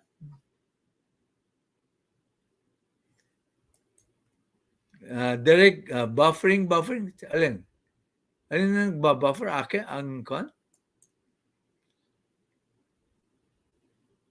Wala dito si friendship. Sino yan? Idol Redler? Okay. Wala, sunog yun si Idol. Wala, sunog yung Idol, sabi niya. Talagang security threat talaga ang China. Correct. as clever as a fox. Hindi dapat pagkatiwalaan ang China of Philippine friendship. I am ambivalent sa China. Hindi natin kaaway, pero wag natin masyadong kaibiganin. Diba mayroon kayong kakilala na hindi mo naman kaaway, pero hindi mo naman kaibigan? Pero, it can be a measure na friend, pero hindi gaano. Palahura kausap ng China. Agreed with you. Tukayo. Okay. Di ba? Masarap dito. Nagmamahalan ng mga membro. Oh. So, kung may kakilala ka pang iba, recommend mo ito. Yung mga kaibigan mo, maski hindi nagkukuhan. Oh, watch the channel of Tatay Jackferdz. Sabi mo. Recommend. May matututunan, hindi ka mapapahiya. May matututunan at matututunan sila kung manunod sila sa aking channel. Hindi puro siraan. Ma'am Clea Fontello and Ma'am Trixie, loved off ko yun ni Class of Titans. So, Class of Titans has the last word. John Ray Cabria, good day.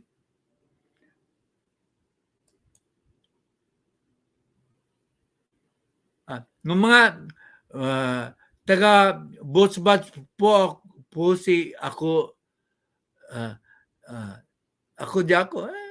Diba parati kong pinupuri rito si Boss Bats. Meron kaming konting diferensya sa isang issue. Pero kadalasan parehas kami. Believe ako kay Boss Bats. Kaya lang, yung mga ibang viewers ni Boss Bats, hindi pa ako kilala.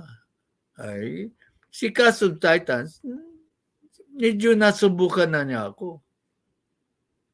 Na ako ay hindi naninira. Ang sinasabi ko lang ay katotohanan. Oh, nag-show up na naman si moderator. Hello, Carclea. Minabati ka po ng aking moderator. Okay. So, President Caclea is sensible, thoughtful, accommodating, and good attitude. Correct. You precisely described our president. Oh. Tita mo yan, Caclea. Maraming nagbibilib sa'yo. God bless po, everyone. Di ba ako, Jijaka, magdadala po tayo ng iba? Kasi hindi naman sabay sa LS ni Boss Bas. Thank you. Thank you. Kung naparami natin, kasi wala naman kaming, marami kaming yung bang, yung opinion na magkaiba kami, karamihan, parehas naman kami. Di ba ako, ay, little one, you need to tell my husband that.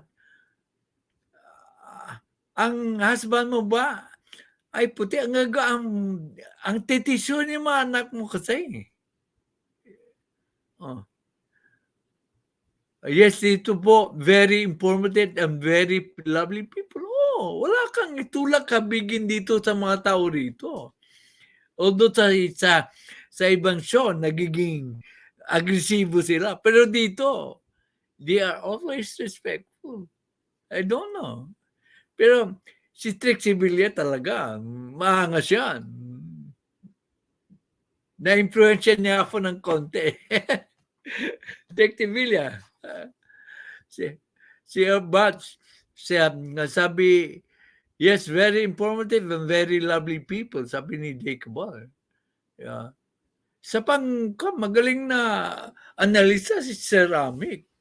Puntahan niyo po dyan. Opo, his last name, so I was correct in my observation. Ang gagwapo nila ang puputi. Oh. Hi, sis and Nilda. Yeah. Sexy Villa, ha ha ha. Oh, now, magbabay na tayo o magkantuhan pa tayo. Kung gusto niyo, may open mic dyan. Ayun, magkwentuhan po tayo. Sexy Villa, okay. Salamat, San si Judy Basco, San si JD Dixon, si Gianel. Si Gianel, di nagbigay ng komentaryo ngayon. Ewan ko kung bakit.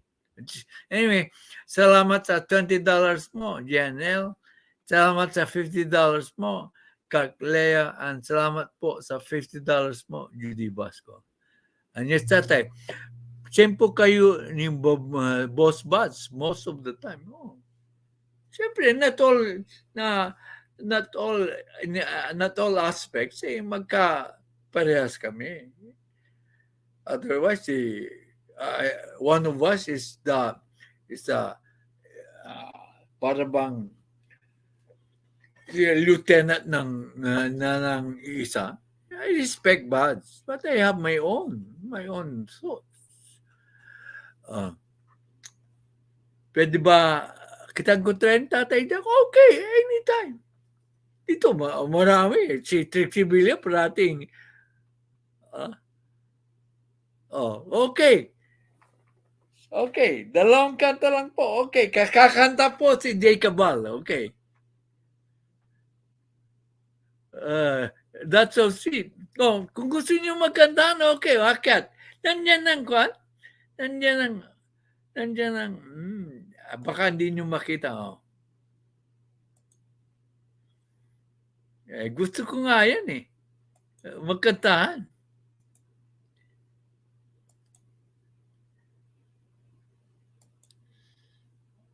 Nandiyan ang hagdan.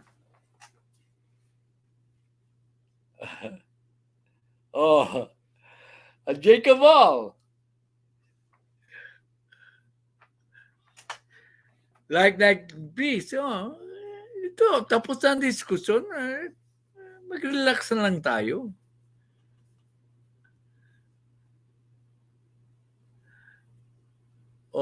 Nasaan si Jacob Wall? Nag-prepare? Okay, antayin natin. This is the first time.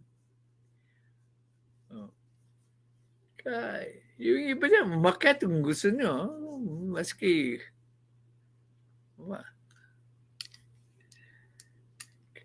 kanina talaga napayak ako. Mabuti na lang hindi walang audio.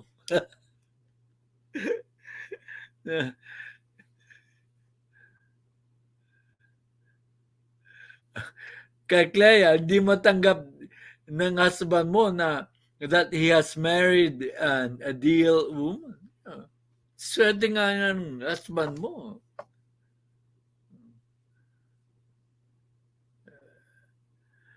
You're very professional by the way you talk. Little one, I love you. Sabi niya. Nagbibiro ba si Kwan eh? Hindi naman siya umakyat.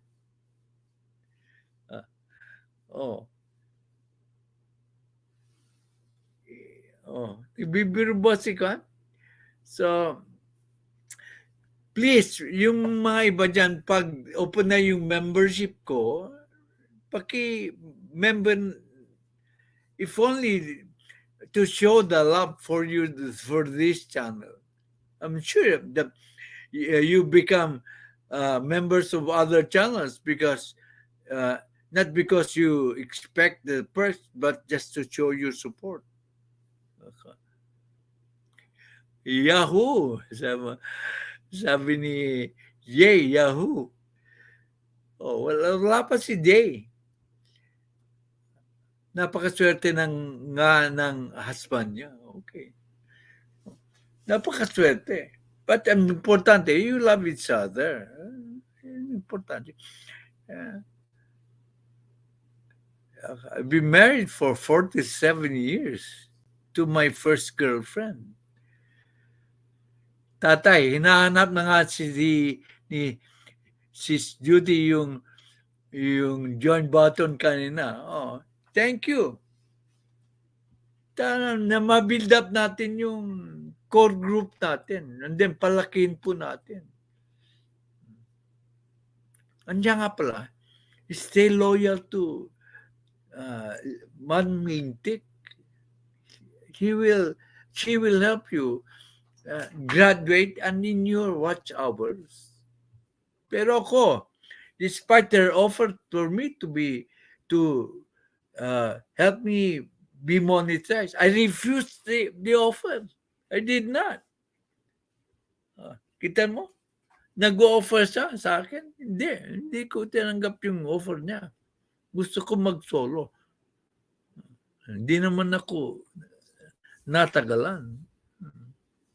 But then, without my asking her a favor, talagang tinulungan niya ako. Hindi ako humingi na, ganito. Pero sa goodness of her heart, si Ma'am Lintek, tinulungan niya ako. That's how good a person she is. Medyo maangas lang ng konti, katulad ni Texie.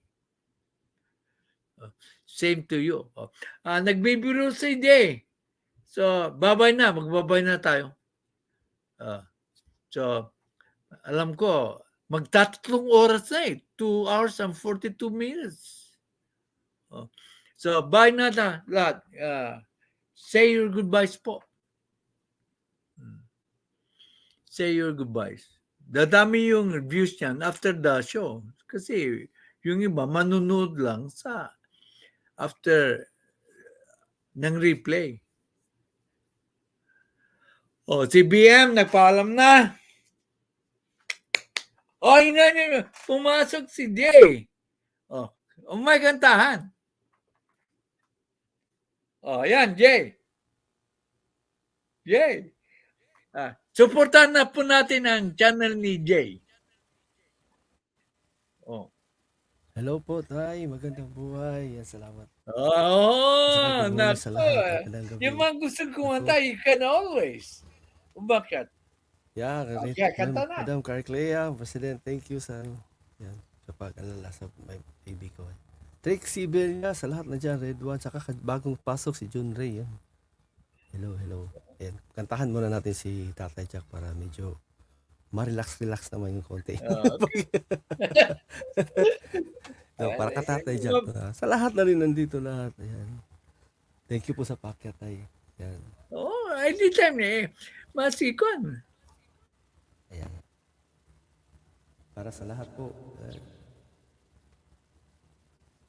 Sana magustuhan niyo. Tatay Jack's first vlog na mag-ending sa kantahan, maski 2 o 3 ang songs lang, ano? Jacob, you be the closing member that renders 2 songs every time we close. Pwede ba yun? Yes. Okay, go ahead. Mas gusto kita kantahan ko yun. Masaya. Kaya pasaya mo yung araw ko at saka ng araw ng kapamilya natin. Video song. Okay. Papa, Tatay Jack, family yan. This last song is para sa lahat. Sa lahat para. That's why we feel so young here. Thank you. I enjoyed it, Jay. Thank you. Thank you, Tay. Salamat. President Carclea. It's an honor. Sana every day ganito. Lagi kong inaabangan pagising ko, tapos bago ko matulog, tinitingnan ko naka-live ka ba yan. Yeah. Okay. So thank you. God bless all. Ang president namin. Okay. Okay. Talagang salamat. Thank you, Tay. God bless us all. And have a great day. Bye all. Sa baba lang ako. Sabi Tay, salamat Tay. Bye. Bye. Okay. Puntahan nyo si Jacob Ball. Ganyan channel. Kita nyo. Galing-galing niya. So, bye na po. Bye na. Mag-say na kayo ng bye. I enjoyed yung kata, you make me feel so young. Good night, Tatay. Good night, Carclea, TY Red One. Napala na si Redwan, bumalik siya at lumanta si Jacob. Bye, Redwan. Good night. Po, sabi ni Ryan, wala nang ibang magbababay. Si Trixie Villa also is saying by her bye. Si Janelle Pino, hindi, hindi nagkomentaryo si Janelle, nandyan. Wala siya nakita siguro. Kan. Salamat, Tita. Ako dapat magpasalamat tayo. You made my day complete with your 2 lovely songs. Okay.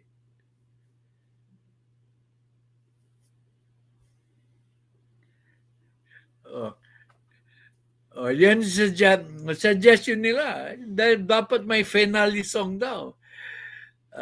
Salam, President Calclea. Ma'am Taxi, so you better prepare 2 songs parati day. Something this can. I feel so young now, sabi ni Tukayo. Okay. Bye everyone, sabi ni Little One. Little One, thank you po, sabi ni Jacob. Ay, mas maraming magsusubscribe sa'yo kasi napakanta ka. Yung di pa nagsusubscribe sa'yo, nagsusubscribe sa'yo. Sure po. Oh.